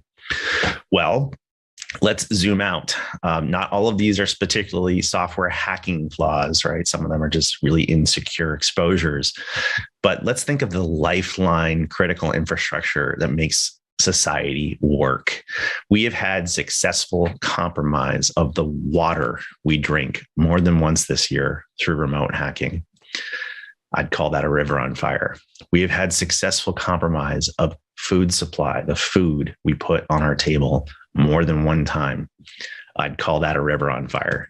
We have had successful compromise of the oil and gas that fuels our cars, our home, and our mass transit. I'd call that a river on fire. We have had successful compromises of the schools our children go to, of the municipalities who run our towns and our cities, of the federal agencies charged with our secrets and our protection of national security issues. I would call these rivers on fire. Stuff's on fire, folks. So did we have warnings? Did we have warning signs? I'm going to take a much more healthcare specific bent coming off of 18 months of trying to keep the country safe during a once in a 100-year pandemic. So before the pandemic, I got very nervous one day when Hollywood Presbyterian Hospital in Los Angeles got hit by the SamSam ransomware. It was a single flaw and a single Java library, a deserialization flaw for this crowd in a single Java library, in a single JBoss, in a single medical technology in that hospital was enough to take out operations for the better part of a week.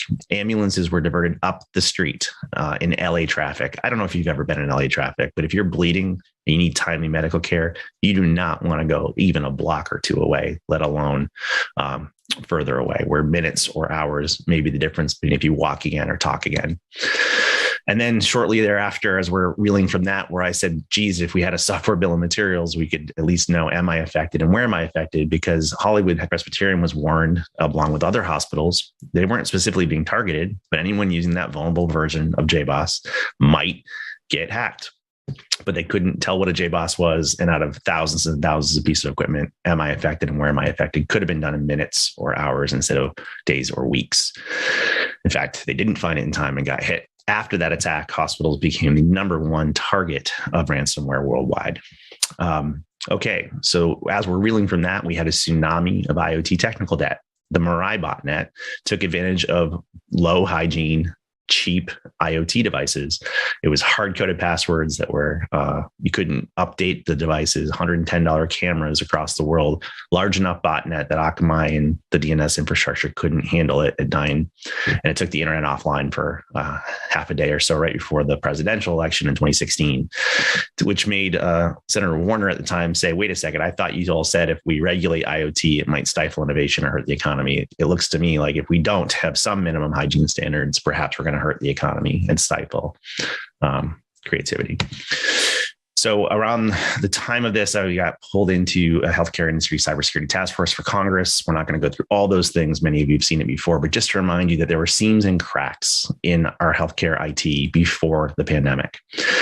Most notably is that 85% was our estimate, but 85% of hospitals in the country lack a single security person on staff, often defending really old stuff that's way over connected, tons of vulnerabilities that affect not just your privacy, but your patient care. I love my privacy. I'd like to be alive to enjoy it.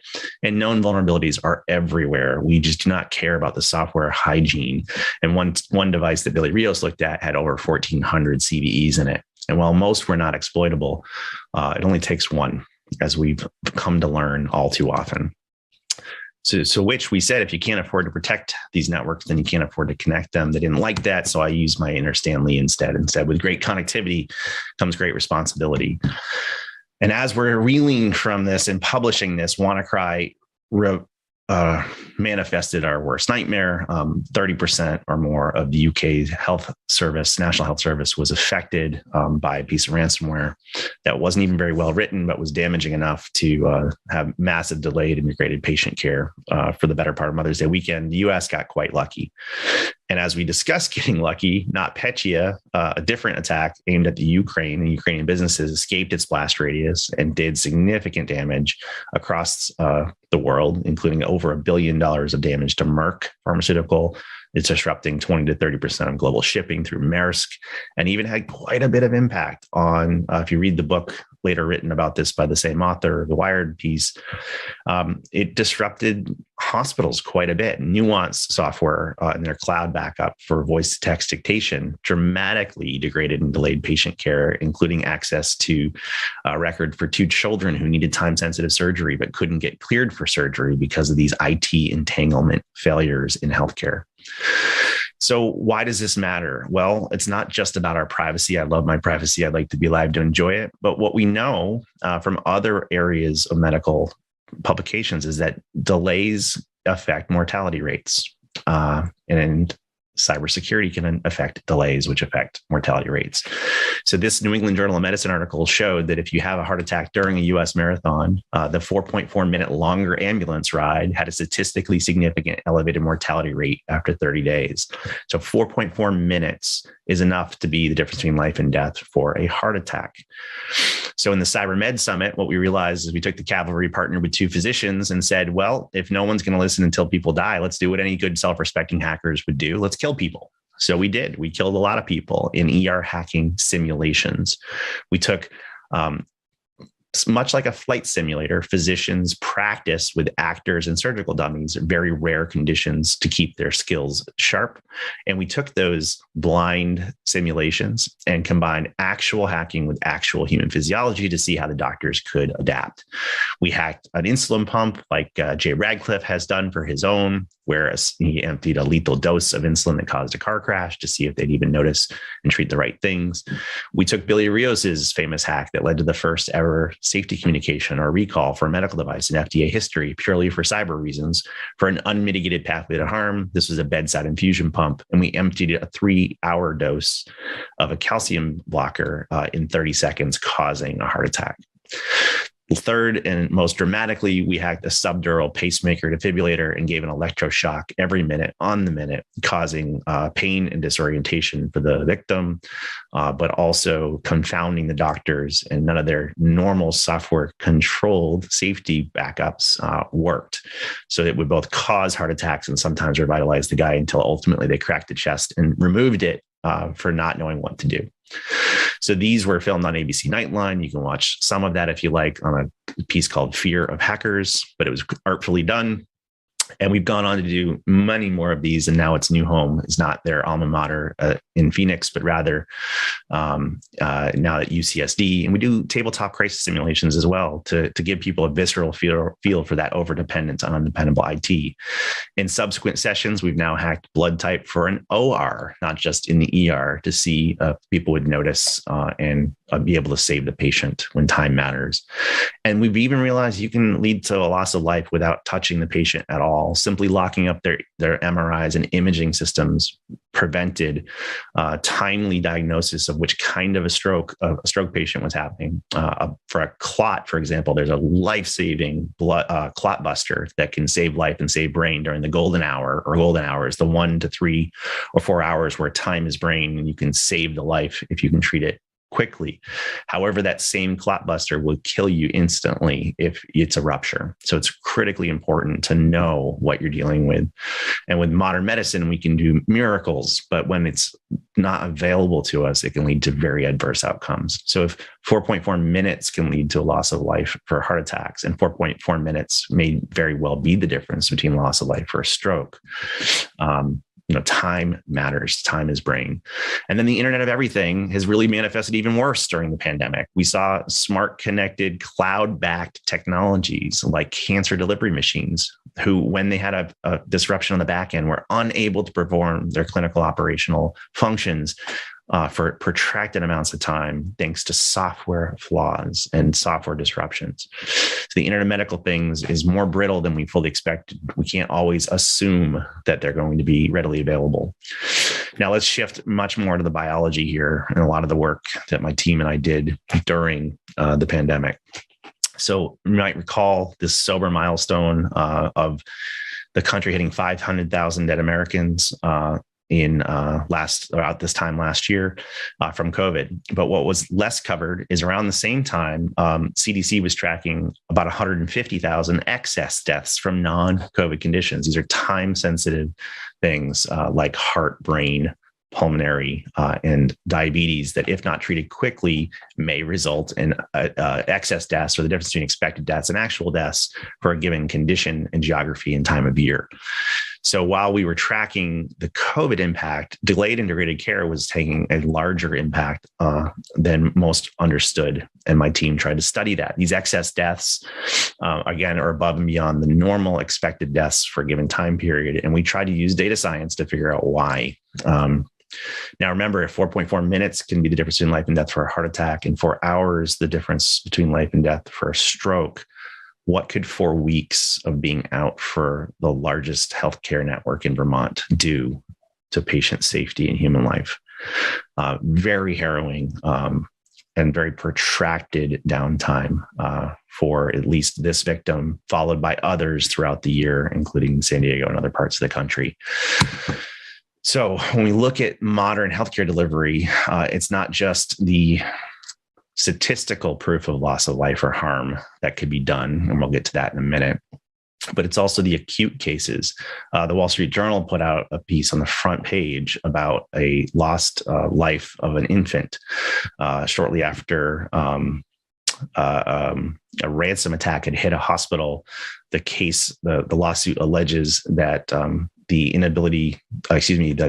the systems were affected sufficiently to affect the patient care outcome. And a woman gave birth to a baby under these less optimal conditions, and while survived childbirth, eventually perished. And the family sued in part because of exchanges between doctors and staff about how that had they had proper imaging available to them, they would not have treated the baby this way.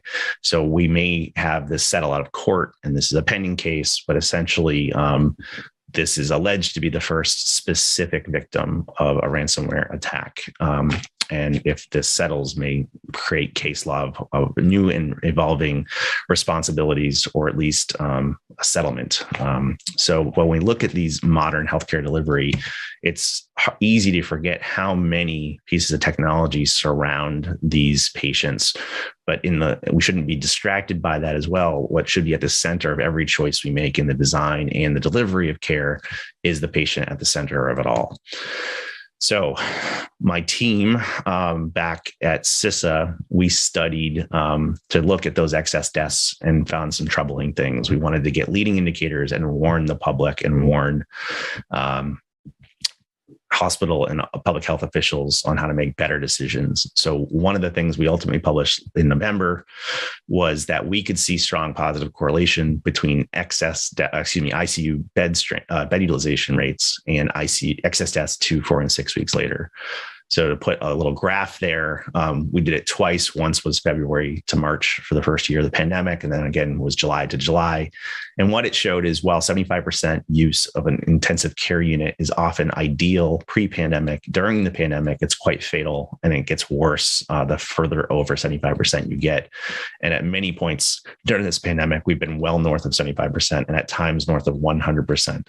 And just to put some numbers on these, if the country hit 75%, countrywide at the same time, you would see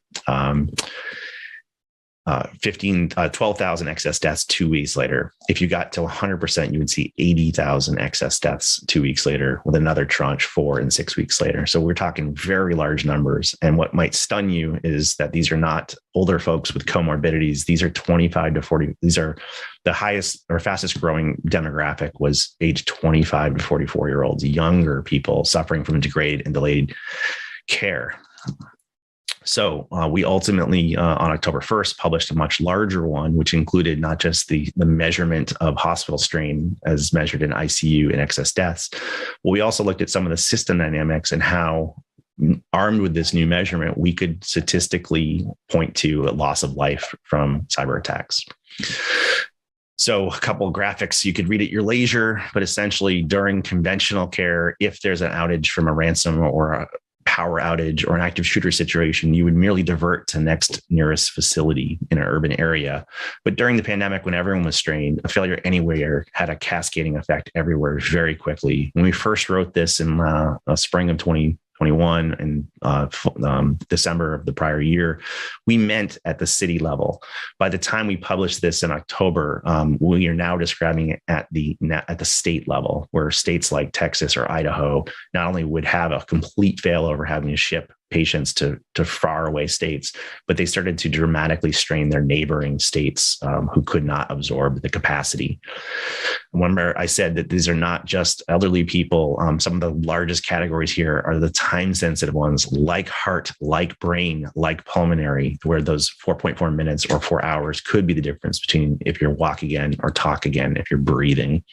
And those demographics, again, where the percent increase was the highest in 25 to 44-year-olds, which has an uncomfortable overlap with critical infrastructure workforce across the water we drink, the food we put on our table, the people who provide our medical supplies, our longshoremen, our first responders, and firemen who need to come put out the fire in case of emergency. We can't afford to lose them to sickness, death, burnout, injury, and alterations in their family structure. We then studied hospital networks and states hit hardest by ransomware. And these outages, which can be protracted and significant, could affect radiology and our inability to see what kind of stroke it is, could affect electronic records. You can't get chemotherapy cocktails out without starting from scratch with brand new admissions, maybe several states away from your home, and you couldn't get emergency services to function or laboratory tests in a timely manner where time is brain, time is life. And we could see that even though the initial hard down and loss of availability could be recovered from partially within 7 days and maybe even 60, 70% within 21 days, it didn't really fully restore most things back to quote normal for a protracted amount of time. And observing some of these states hit hardest across a statistically significant observation period of 5 months in the same state with the same population during the same pandemic, adjusting for hospital type and hospital size, we could see that hospitals hit by a ransom both achieved these dangerous stress zones of ICU and excess deaths sooner and stayed there longer than their peer groups. So what we can model here is that initial cyber disruption in column 1 can lead to ambulance diversion and add significant transit delays for the timely administration of care, which could lead to loss of life in the acute sense, hence those concentric rings of 4.4 minutes or a few hours. And then ultimately, when they do get their destination, if they are putting ICU strain above 75%, they are dramatically increasing the excess deaths 2, 4, and 6 weeks later at the national level, state level.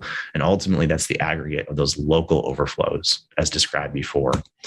So what does the road ahead look like for things like what this means for our overdependence and undependable things? A whole lot of things, but one thing that's going to be useful to this crowd at this conference is that really stunning and bold list of President Biden's executive order improving cybersecurity. Had lots of things in it, but one near and dear to my heart. I'm going to read a line in here.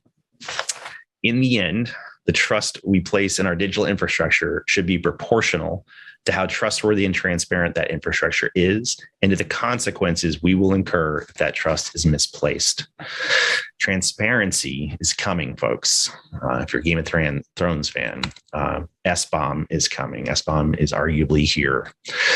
And if you don't think that the White House is enough of a motivating force, when John Oliver is talking about ransom as a bit, it's hit the zeitgeist and the consciousness, whether it's these number of hospitals hit in 2020, whether it's the examples in Vermont, whether it's our original task force and CyberMeds summit, talking about 85% don't have a single security person on staff. It actually got worse in many places during the pandemic. So when I look at what's coming, we should look at the first 6 waves. Just squint here, and these are the hospitalization rates. Here's the COVID case rates, which is much higher since I even took a snapshot of this slide. These are the types of hospitalizations. What we really care about is net ICU. So whether you care about COVID or not, whether you care about Omicron or not, whether you think you've already had it, net ICU strain leads to the loss of life for you, your family, or the people you care about. You want timely appendectomy, a timely treatment for your car accident, a timely visit for your gallbladder surgery. And this net ICU is the constraint for the country right now, because with each of these waves of the pandemic, right, spring to larger summer to larger winter, they're getting worse year over year. And now in our 6th wave of the pandemic, our most deadly yet, each of these waves is further eroding our strategic workforce and our citizens, and more importantly, the critical infrastructure workforce that supplies the water, the food, the oil and gas, the schools, et cetera.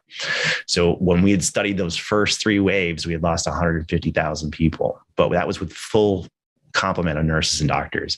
With each wave, as they retire, as they succumb to sickness, death, burnout, injury, we're having fewer workers with which to do more work. In the time from when we first studied it through when we finally published it, another 90,000 Americans died from excess deaths. And this winter flu season easily could add another 200,000 to 300,000 more to those ranks. It all depends on how much concurrent strain we put on those ICUs. So as each of these waves further washes over our medical workforce, it is having increasing impact on our critical infrastructure and our ability to function as a country. And these critical infrastructure sectors need to focus on being able to anticipate and handle failure. We need to be able to be better and faster so that none of those hospital disruptions for a day, a week, or a month are due to elective attack surface or not knowing where our exposures might be because we are blind to the software transparency and pedigree. advisory. So I'm a huge fan of SBOM. I'm the progenitor of SBOM in public policy. You're going to see a lot of SBOM content in the next couple of days. This is not something we should do eventually. This is not something we should do in a phased approach. This is long overdue. This is the kind of thing that we are going to look back and say, why didn't we do this sooner? So we're all in a supply chain. Most of us are in the middle. And even though several medical devices went to quickly check if they had Log4j, they quickly determined they did or didn't. But what they forget is those third-party compound parts, those remote access technologies, those industrial IoT connectivity maintenance tools also have Log4j, and so do their components. And if it's remotely exploitable or remotely reachable, it's not your fault. It's still your problem. And this is really proving to the world why we need better transparency, not one hop, not two hops, but a full look at the dependence we have on exploitable technology. So others will walk you through these, but I've been shepherding this along with the NTA, now CISA, SBOM, working groups for years now. It's here. It's time to step up and stop making excuses. Now, what we're seeing through this overdependence on undependable things is our best practices aren't anymore good enough from the past, isn't anymore if it ever was. And it's going to take courage to fight through this. There was a time where we didn't wash our hands before surgery. A doctor would go straight from the morgue to delivering a baby, and we had very high mortality rates for mothers and for babies later. Semmelweis said we should probably wash our hands. It took about 100 years for people to listen. People just figured, yep, you win some, you lose some. There's just certain death rates. It's as good as it gets. We're doing the best we can. But 100 years later, he's now the patron saint of mothers and motherhood and childbirth. And we wouldn't think of doing surgery without scrubbing in first. Similarly, the mortality rate for childhood leukemia used to be a death sentence. And now it's an incredibly survivable thing, in part because this guy was stubborn and tenacious and a pain in the butt and wouldn't let it happen. Did bone marrow sampling, which called him a butcher, had to come up with cocktails for chemotherapy, not one thing, but several, and get very aggressive, which is how we do all cancer treatment now. Had to do platelet transfers. This guy innovated so many different things by being stubborn and tenacious and saying good enough isn't. And I need that kind of attitude from this group on our overdependence on undependable software, because stuff's on fire, folks. Again, through that overdependence on undependable software, we have created the conditions such that any accidents and adversaries can have a profound effect on human life. The life you save may be your own or those of those you care about. So this rings true for you, whether you do this through your work, your day job, your volunteerism through OWASP, or you want to throw in with I Am the Cavalry to be part of the solution. Every one of us is a father, a mother, a son, a neighbor, an uncle, an aunt. It's going to take the best of each of you to step up and find significant ways to advance the trustworthiness of our digital infrastructure, the transparency of the supply chains that feed them. And as the country and the world is increasingly depending on digital infrastructure, they are increasingly depending on you. I can't wait to see what you're going to do to rise to meet that challenge.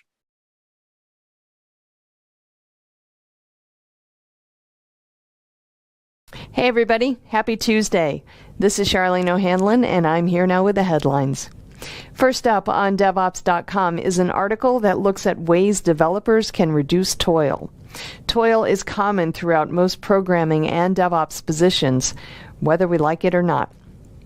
And when it comes to platform engineering, the chances of encountering toil is high.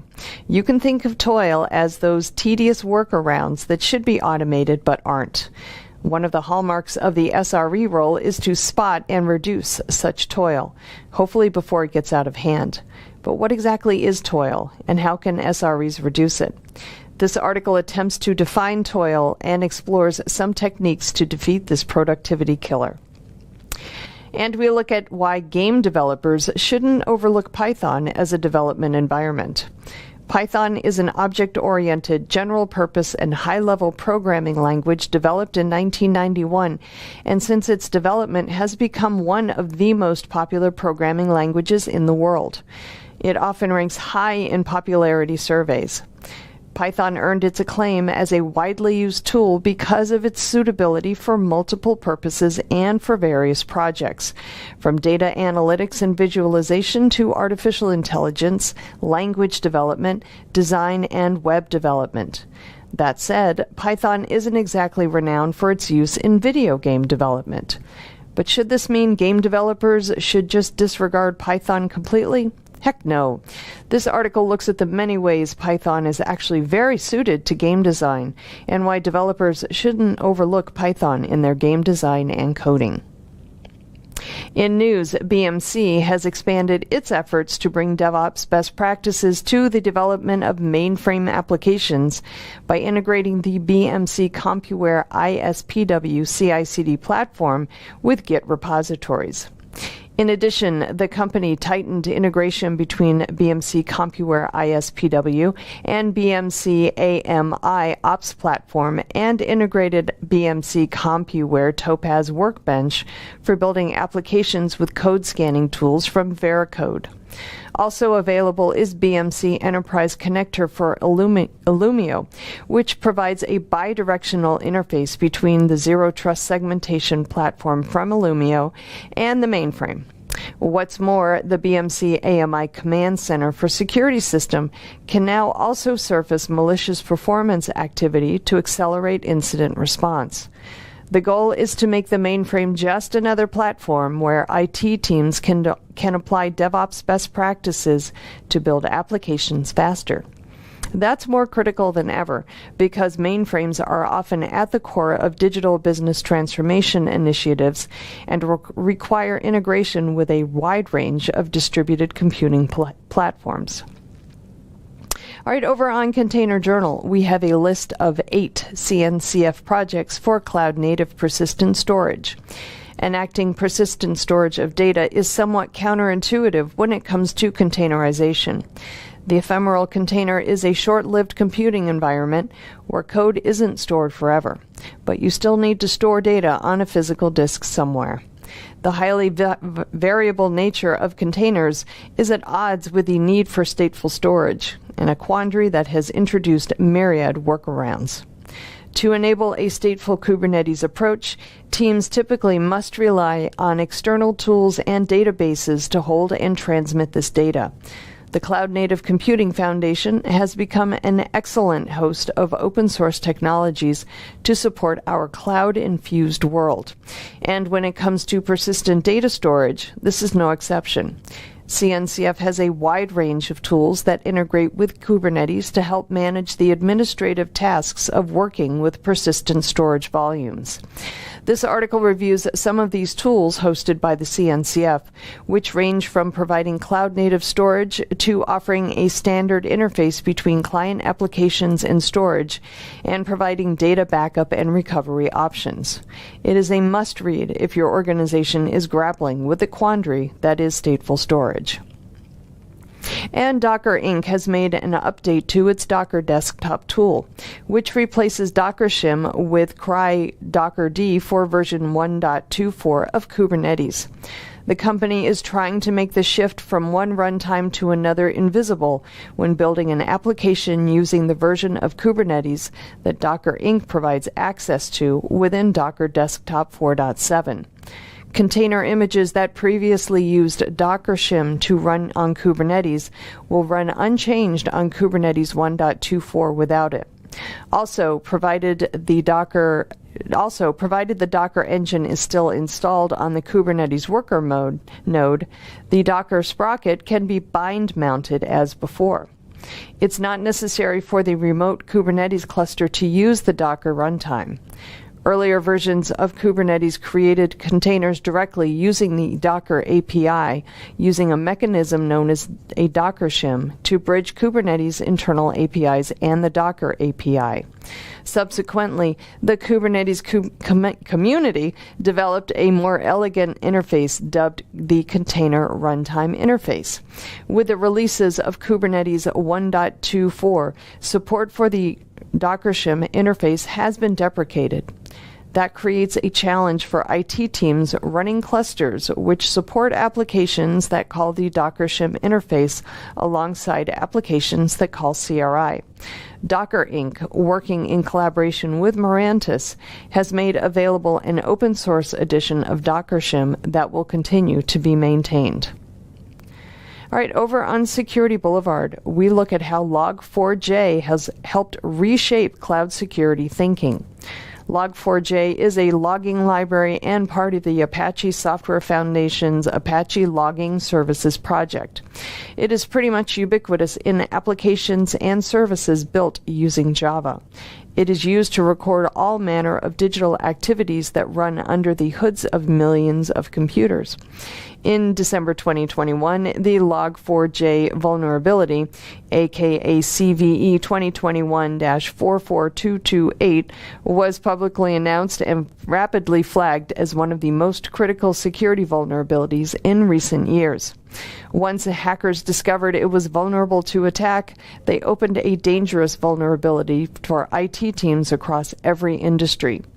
IT security firm Valtix surveyed 200 cloud security leaders to better understand how they protect every app across every cloud in the aftermath of Log4j. The survey found that 95% of IT leaders said Log4j and Log4Shell was a wake-up call for cloud security, and that the vulnerability changed it permanently. The survey also found 83% of IT leaders found the response to Log4j has impacted their ability to address business needs, and that Log4j taught IT leaders the status quo isn't good enough. This article looks at these and other responses to the survey, which also found respondents felt the security protections they have in place now are insufficient and that other high-severity open-source vulnerabilities will emerge. And they also worry that cloud service providers themselves might have vulnerabilities that could impact their teams. And finally, we look at the need for application security champions in organizations. 20 years ago, Bill Gates foresaw the security threats looming as new technologies were introduced and threat actors were ramping up their efforts. He urged for including security development at every stage of the software lifecycle in his company's products. It's a lesson developers have not taken to heart, as AppSec lags far behind in the development process. AppSec ends up being the responsibility of the CISO and security team, but as a Coalfire report suggests, there is a way to turn AppSec into a best practice within the organization, and that's by establishing an AppSec Champions program. An AppSec champion holds a cross-functional role. They are an advocate for security practices and consideration during every level of discussion, planning, development, testing, and support of applications being developed internally. Any organization that is developing an application software, product, or tool that serves a business-critical function or handles sensitive data, whether for internal or external use, should consider creating an AppSec Champion program. This article delves into how AppSec Champions can help improve the overall security posture of an organization and how organizations can get started with an AppSec Champion program. All right, that's it for the headlines today. I'll be back on Thursday with a brand new batch. Until then, I hope everybody has a great day, and please, whatever you do, stay safe. This is Digital Anarchist. Hey, everybody. Welcome back to Techstrong TV. I'm Charlene O'Hanlon, and I'm here now with Nathaniel Coffing, who is the co-founder and CSO at Cloud Identity. Is that correct? I almost said Cloud Identity, and then I said, no, it's Cloud Identity. It's a common mistake. Don't worry too much about it because, in the end, we are serving identities, right? Yeah. There you go. That's a great way to think about it. So let's talk about the topic of identity in the cloud. And just the sheer number of identities that organizations have to deal with these days, because we've got non-human identities that are as prevalent, or even maybe even more prevalent, that we need to manage these days. So let's walk through that a little bit. So what is what's kind of the landscape, if you will, for organizations in managing identities? So I think that's a great question, right? And if we think about human identities as kind of that first tranche, right? We've got 8 billion-ish, right, identities on the planet, which is great. And we're working hard to service them as best we can. But then from there, you kind of start to dive into microservices, functions, IoT devices, things of that nature. And these are what we would call machine identities, right? And those machine identities, whether it's a bot, or whether it's an IoT device that's accessing your healthcare data, right? All of those still need the same type of identity. If we start thinking about things like zero trust, I want to authenticate everything in the transaction: the machine identity, the who requested that transaction, the user that it's attached to, right? As well as even all the machines that are serving up the data on that identity. That's where machine identity really starts to come into play. So, I mean, what is so important about assigning an identity to, both human and non-human entities in the cloud? Well, let's break that down a little bit. So, if I have machines that do not have an identity that want to access my data, perhaps on behalf of me or perhaps not on behalf of me, how do I prove that that's a valid request? Same way I would think about it as a user. If I'm a user and I log into my bank, right, I want to make sure that I'm properly authenticated to see the balance, transfer, et cetera, information. Same thing for machine identities. If they want to access sensitive data about me, healthcare, financial, PII, et cetera, what do they need to do? They need to be authenticated and authorized in the exact same capacity. And that makes total sense. And it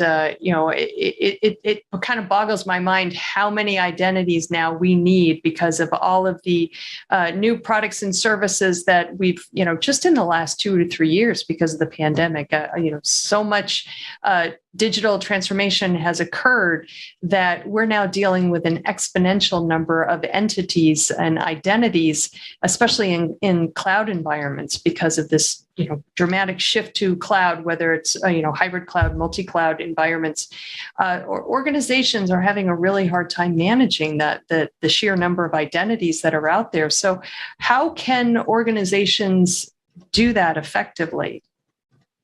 So I think you hit on an important note there, right? As we think about adopting cloud, right, digital transformation, and whether that's new IoT or trying to span multi-cloud and spin up functions, things of that nature, how do I start to bring all of this identity management into the machines that are now composing my infrastructure? Mm-hmm. And so, obviously we've had things like X509 certificates that have been around for a really long time. That seems to be one of the most common ways to provide a machine identity.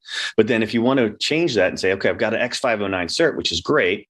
How do I parlay that into something that an API can use, right? The most common methodology for machine-to-machine communications, right? So I need to start to take that X509 certificate and turn that into an OAuth client.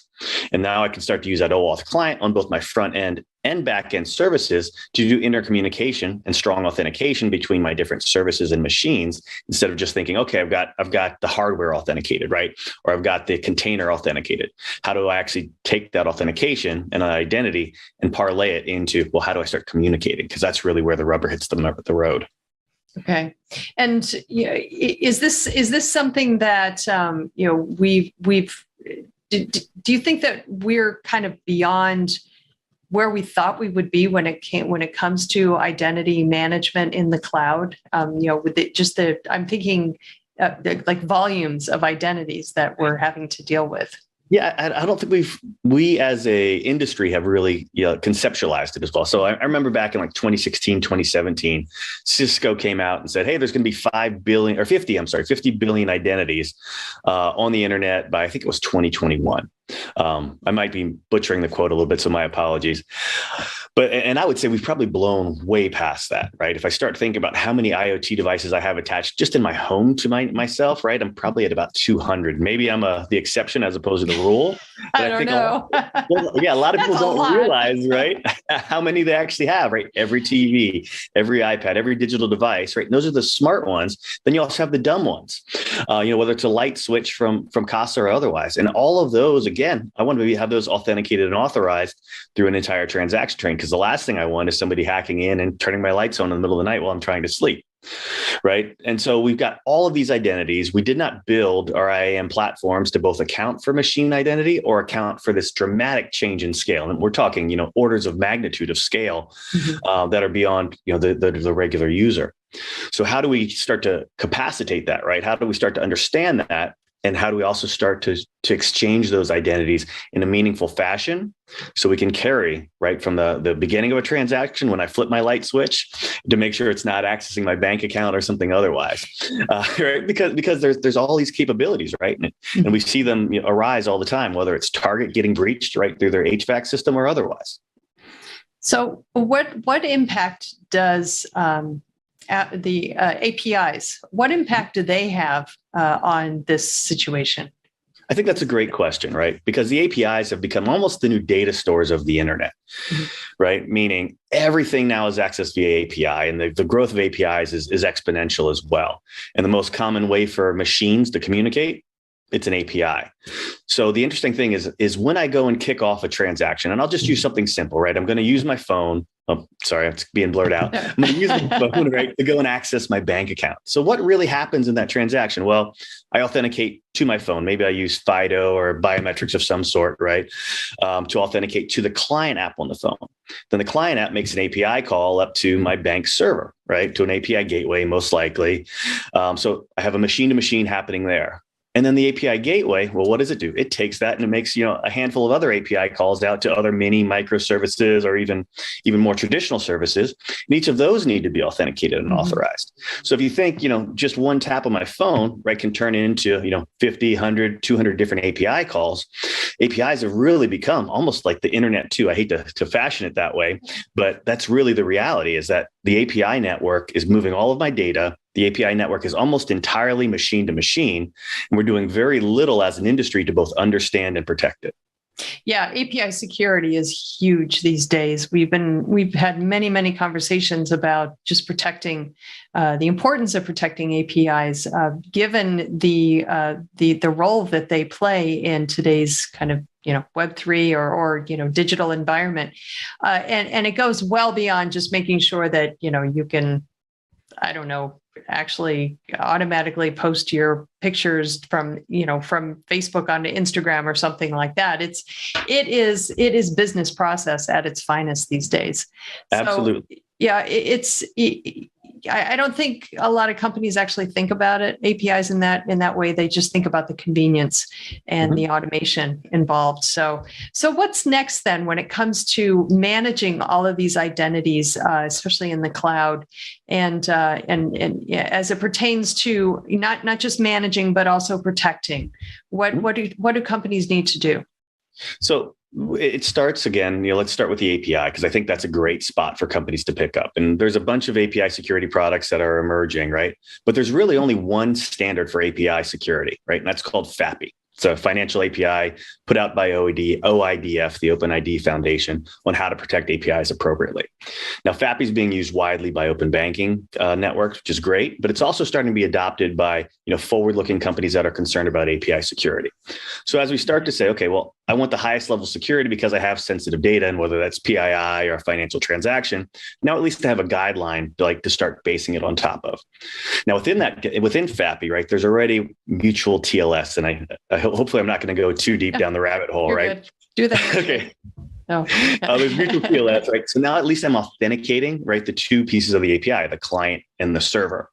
And that can work for both the front end, right, from my cell phone, again, to the API gateway, as well as even between back-end services, the mini and microservices that compose everything that the API gateway is going to receive and serve back up to my client. Right. So each of those have their own unique identity, and that identity can come from a protocol called SPIFFE. I'm not sure if anybody's heard of that or familiar with that, but it stands for Service Provider Identity for Everything. And I was fortunate enough to work with some of the creators of SPIFFE, so very, very exciting to see that arise. And SPIFFE gives X509 certs down to essentially any want to say any silicon, right? But any function, any IaaS type service or FaaS service. And then we sit at the next layer. We'll take that SPIFFE identifier, we'll use what's called dynamic client registration, part of the OAuth spec again, and we'll exchange it for an OAuth client ID. So now my backend service as well as my front end services can use the same protocol, meaning OAuth 2 or advanced OAuth 2, to start to exchange data. And I can also use the very rich authorization mechanisms within OAuth, right? Dynamic scopes or even rich authorization requests to control exactly what data is exchanged. And now OAuth is also releasing a net new grant spec, which is very interesting for privacy. So I can query not just what can the application do, right? But I can also say, well, what did the user, even if they're far removed from the original transaction, what did the user consent to sharing with these different machines and different services? And so you have this full gamut of authorization, right? That all intermingles very, very cleanly within the OAuth spec, within the more advanced usages of the OAuth spec. Let me clarify that a little bit, to ensure that you have that zero trust, you have the machine identity, you have the client identity, you have the user identity, and then you have rich authorization for protecting exactly what flows in between them. I think that that's very important, and you touched on what information can be or should be shared, and I think from a compliance perspective, that's huge. That's huge. Being making sure that the right information and nothing else gets through is we've seen so many organizations get pinged because their security and their personal information for their customers and their clients just wasn't protected enough. So and that's also when in this age of data breaches a day almost and ransomware, protecting that information obviously is more than paramount. It is job number one, I think, for so many organizations and their security teams. And frankly, I don't think there's enough being done to protect that information as well as it should be. Yeah, you're bang on. We're just at the inception of it, right? A very smart man once told me, the chaos comes before the order, right? And we're still in that chaos phase where we're just building stuff as quickly as possible to get it out to market. However, there's a lot of great ways to enable your developers using products such as ours to help them move fast, as well as ensure that they at least have a security layer, right? An authentication authorization layer for their APIs as they roll them out. And it happens unbeknownst to the developer. So it's very, very simple to use. It's automated, right? And so you can just continue to fashion your API-driven networks in real time with real-time protections. Awesome. Well, Nathaniel, thanks so much for taking a couple minutes and kind of walking me through this muddy world of cloud identity.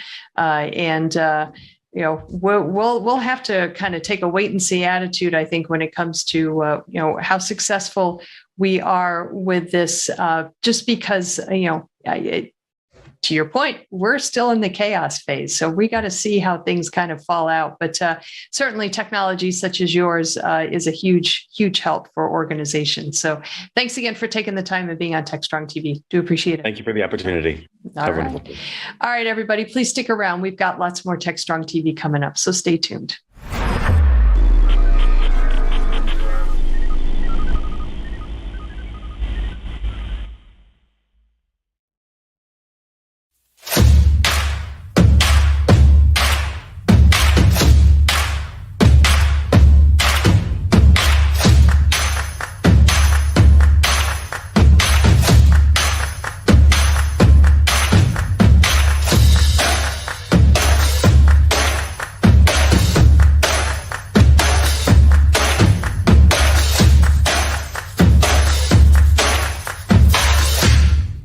Hey, everybody. Happy Tuesday. This is Charlene O'Hanlon, and I'm here now with a webinars preview. I always tell you about all of the great webinars that we have coming up on DevOps.com, Container Journal, and Security Boulevard. Well, I sure hope you can join me as I give you these three that are coming up very, very soon. So please do mark your calendars because they're all worth checking out. The first one is called NSA Kubernetes Hardening Guide, What You Need to Know. This one is happening Thursday, May 5th at 1 p.m. Eastern on DevOps.com. It is sponsored by Fairwinds. The NSA has released a number of recommendations for hardening Kubernetes clusters. This guide outlines a strong defense in-depth approach to minimizes the chances of a security breach and to ensure that if an attacker does infiltrate your Kubernetes cluster, the blast radius will be as small as possible. In this webinar, Robert Brennan and Kendall Miller from Fairwinds will provide information on the NSA Kubernetes Hardening Guide and provide some steps to achieve compliance with the NSA's recommendations. It's going to be a good one. Definitely want to check it out. The second one is called Chaos Engineering for DevOps. This one is happening Tuesday, May 10th at 11 a.m. Eastern on DevOps.com. This one is sponsored by Sumo Logic, partnered with AWS. DevOps is all about safe experimentation, failing fast, and continuous feedback loops. Chaos engineering is all about purposefully triggering a software failure in production to build confidence and resilience. How can DevOps teams leverage chaos engineering to drive better customer experiences? How? This webinar will cover how chaos engineering can uncover failure before it impacts customers, how to get all teams on board and comfortable with chaos, and using chaos engineering to train teams and improve individual, team, and technology performance. All right, the third and final webinar is called Applying the 2022 OSSRA Findings to Software Supply Chain Risk Management. This one is happening Tuesday, May 17th at 1 p.m. Eastern on Security Boulevard. It is sponsored by Synopsys. According to the 2022 Open Source Security and Risk Analysis, or OSSRA report, the overwhelming majority of software development organizations are leveraging open source to build their applications. However, the scale of use creates a growing management challenge. While development and risk management teams scramble to patch vulnerabilities, decipher complex license terms, governing obligations associated with the use of each open source component, and stay up to date with component versions, another consideration begs attention. How does this open source risk affect my software supply chain? So in this webinar, we will discuss what a software supply chain looks like, how open source introduces risk to a software supply chain, and applying the OSSRA findings to reduce your software supply chain risk. Another good one. All right, that's it for the webinar's preview. I will be back on Thursday with a brand new batch for you. Until then, I hope everybody has a great day, and please, whatever you do, stay safe. DevOps.com is the #1 online destination for DevOps education and community building. DevOps.com covers all aspects of DevOps, including DevOps best practices and tools, DevOps culture, DevSecOps, business impact, continuous testing, continuous delivery, and more. DevOps.com has the largest collection of original DevOps content, featuring breaking news, blog posts, podcasts, and more. Visit www.devops.com to learn more. DevOps.com, where the world meets DevOps. All right, we are back. Rounding out today's Techstrong TV broadcast, we have The View with Vizard. In this one, Mike Vizard is speaking with Builder.ai CEO Sachin Dev-Duggal. They discuss the $100 million in funding that Builder.ai recently received and how the company is going to use it to change how applications are developed. Fascinating conversation. Builder.ai's got some great technology too, so please do check out this conversation. Roll it now. This is Digital Anarchist. Hey guys, thanks for the throw. We're here with Sachin Dev-Duggal, who is CEO for Builder.ai. He's also known as the chief wizard over there. And they are a maker of a low-code platform, and we're going to talk about what's going on with that whole space. Sachin, welcome to the show. Thank you so much for having me, Michael. Pleasure to be here. So you guys just picked up $100 million in financing. What is the plan for that? And what is the market opportunity that you're seeing ahead? And what is driving all this demand lately for low-code tools? So, as we maybe go back 6 years into why we started the company, what were the macro trends that we had really foundationed upon. One of them was we believed that the digital and the traditional worlds were going to merge, and that ultimately every idea or every business was going to become software powered. If that was the case, then you were going to have an exponential increase in the number of people trying to build software, but actually the global available supply of developers is only increasing linearly. I think a stat someone told me this morning was that there's demand for about 400 million developers, and there's about 25 million available. So it gives you a sense of just how wide that gap is. And a lot of that demand is being driven by customers that are not very technical, because they're trying to do it for their small business or their department, or they have a new idea. And this is a customer that, is not really a sophisticated technology user. They would probably think about Java as a coffee bean you buy at Starbucks, not a programming language. And even the kinds of things that they're trying to build, there's a lot of common code. And so 80% of most software applications actually have the same features when you sort of atomize it that. And when you sort of put these things together, what you're starting to see is just almost like a bottomless pit of demand of people trying to either digitally transform, trying to build software. And the biggest problem to solve is that gap, right? Not only that gap of demand and supply, but that gap of fundamental understanding of technology, yet needing technology. And we've sort of seen that over the last 2 years since we came out of beta. And a part of what we're going to do with the funding round, sort of full circle of the question, is really drive the ability for our customers to be able to almost talk about what they want to build. And we go from speech about what they want to build to a built piece of software. And I think that's really what the dream that we're pushing towards. So you envision that there'll be a lot of these so-called citizen developers out there. One of the challenges that we do see with those folks is they don't exactly build the best looking applications. They don't typically scale, and they know less about security than the average professional developer does, which isn't all that much. So how do we kind of guide them down the path to building software? It's a great question, Michael. And, it's one that goes to the heart of how we approach the problem. When we think about a lot of the low code, no code that's out there today, it's a do-it-yourself model.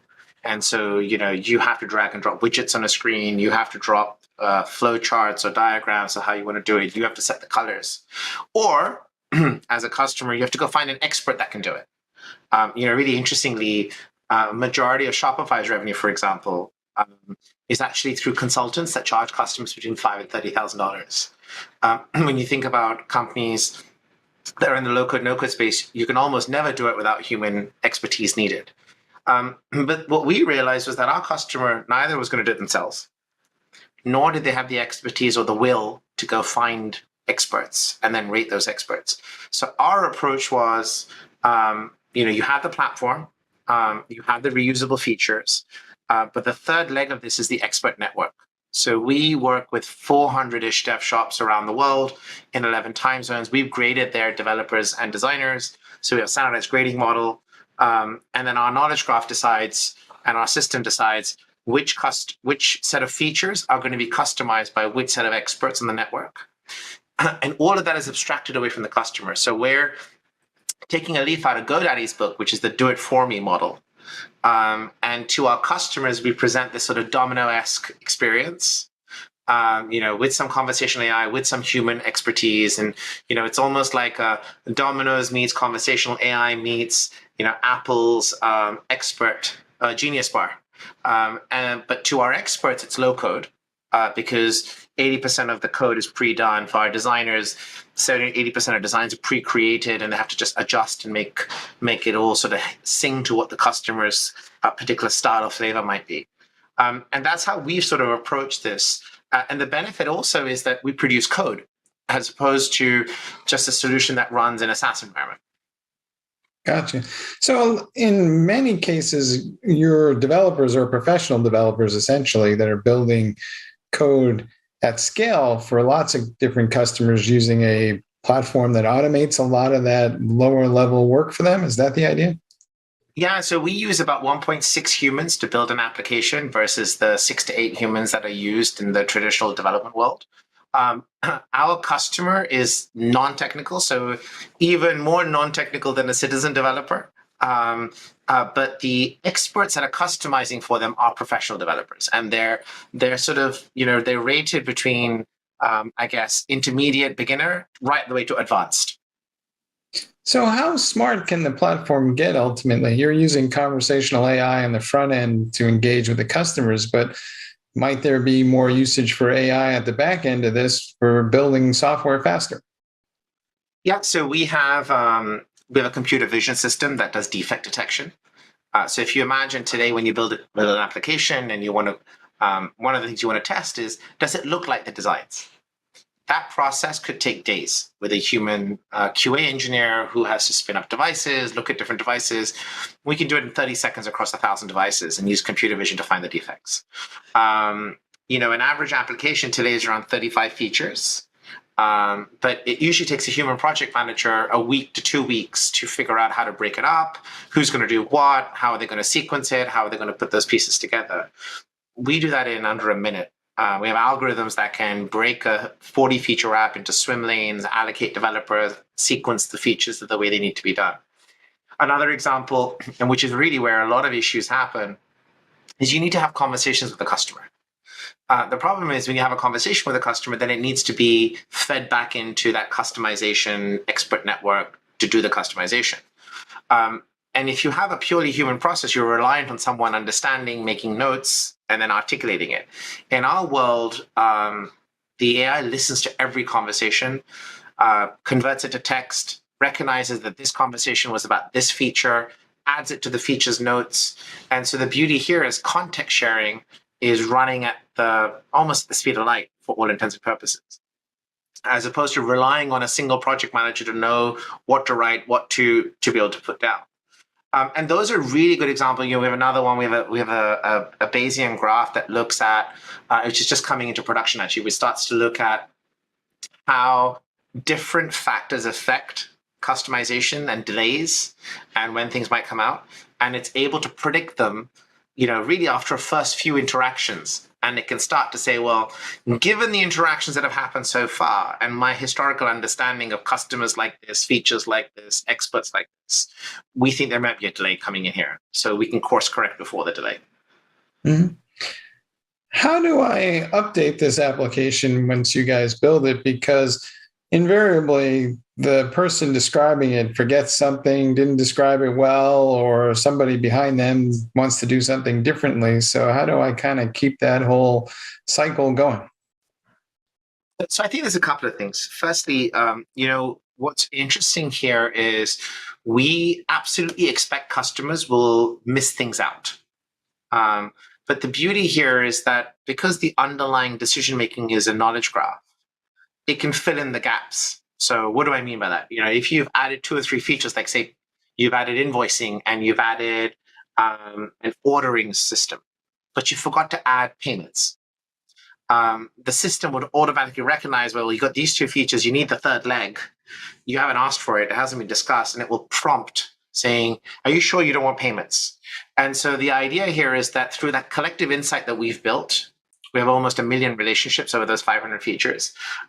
We can be very effective in filling the gap. The second then is you can come into the platform anytime and come back and say, I want to add a feature. And you can simply just add 1 feature, have the update, go back and run your business. And then the third is we give a copy of the code to the customers. So if they don't want to do it on the platform, they want to make some small changes themselves or whatever they want to do, maybe they become much bigger now. They also have that ability. It also gives them a lot of comfort. How hard is it to get this whole motion going? I mean, do I just sign up and then it automatically begins, or do I have to do something on my side to engage, or what's the onus on me as the customer? So typically the buying journey is, you'll come to the platform, you'll sign up, it's free. You may answer some questions from Natasha that will get you going. So it starts to sort of peg together, okay, you're trying to build an app like this, and you might have these features. And then at some point, you'll say, speak to an expert. And we have a team called our productologists. They mix features together. They're globally distributed. They'll have a conversation with you just to make sure that nothing is missed and that all the right pieces are there. There afterwards, you're ready to rock and roll. You get a guaranteed price. You get a delivery line. You put your deposit down, and you're off to the races. And thereafterwards, you have weekly check-ins. There's questions that are asked that are sent to you through the platform. Please, could you answer this? And a lot of these questions are actually coming out of our library, because we've been able to, again, using the knowledge graph, we can fingerprint when these 6 features come together, we have to ask these 7 questions. So, but when these 3 features come together, we have to ask these 10 questions. And so all of that is learned so that, over time, we get better and better. What do you wish customers thought about before they engaged you? What do you wish that they were smarter about before they started engaging with, I'm assuming Natasha is the conversational AI? Yes. Yeah. Or with our productologist, to be clear. I think, a lot of what we see and what I've seen from customer conversation is a lot of great ideas. But I think what we find during the conversation is it's a lot of great ideas, but it's really great ideas, not yet great product ideas. So they're still sort of fleshing out what would this thing feel, work like in the wild. And so what we often encourage customers to do is that's a great idea. Here's what we think it might build. Here are the things that we think you need to go do some homework on. Understanding how are you actually going to build a customer, understanding, who is your target audience. And I think when you deal with customers that are really trying to build greenfield ideas, but are also not technical or not product backgrounds, they have to segregate what they think the product needs to be, because it needs to be some part of that, but also what the customers are saying that they might want to buy. And so having just that, at least those conversations, getting that, I guess, early data is really useful. All right, great. Hey, Sachin, thanks for being on the show and sharing your insights. It's a whole new way of thinking about building software. Thank you so much for having me, Michael. All right, back to you guys in the studio.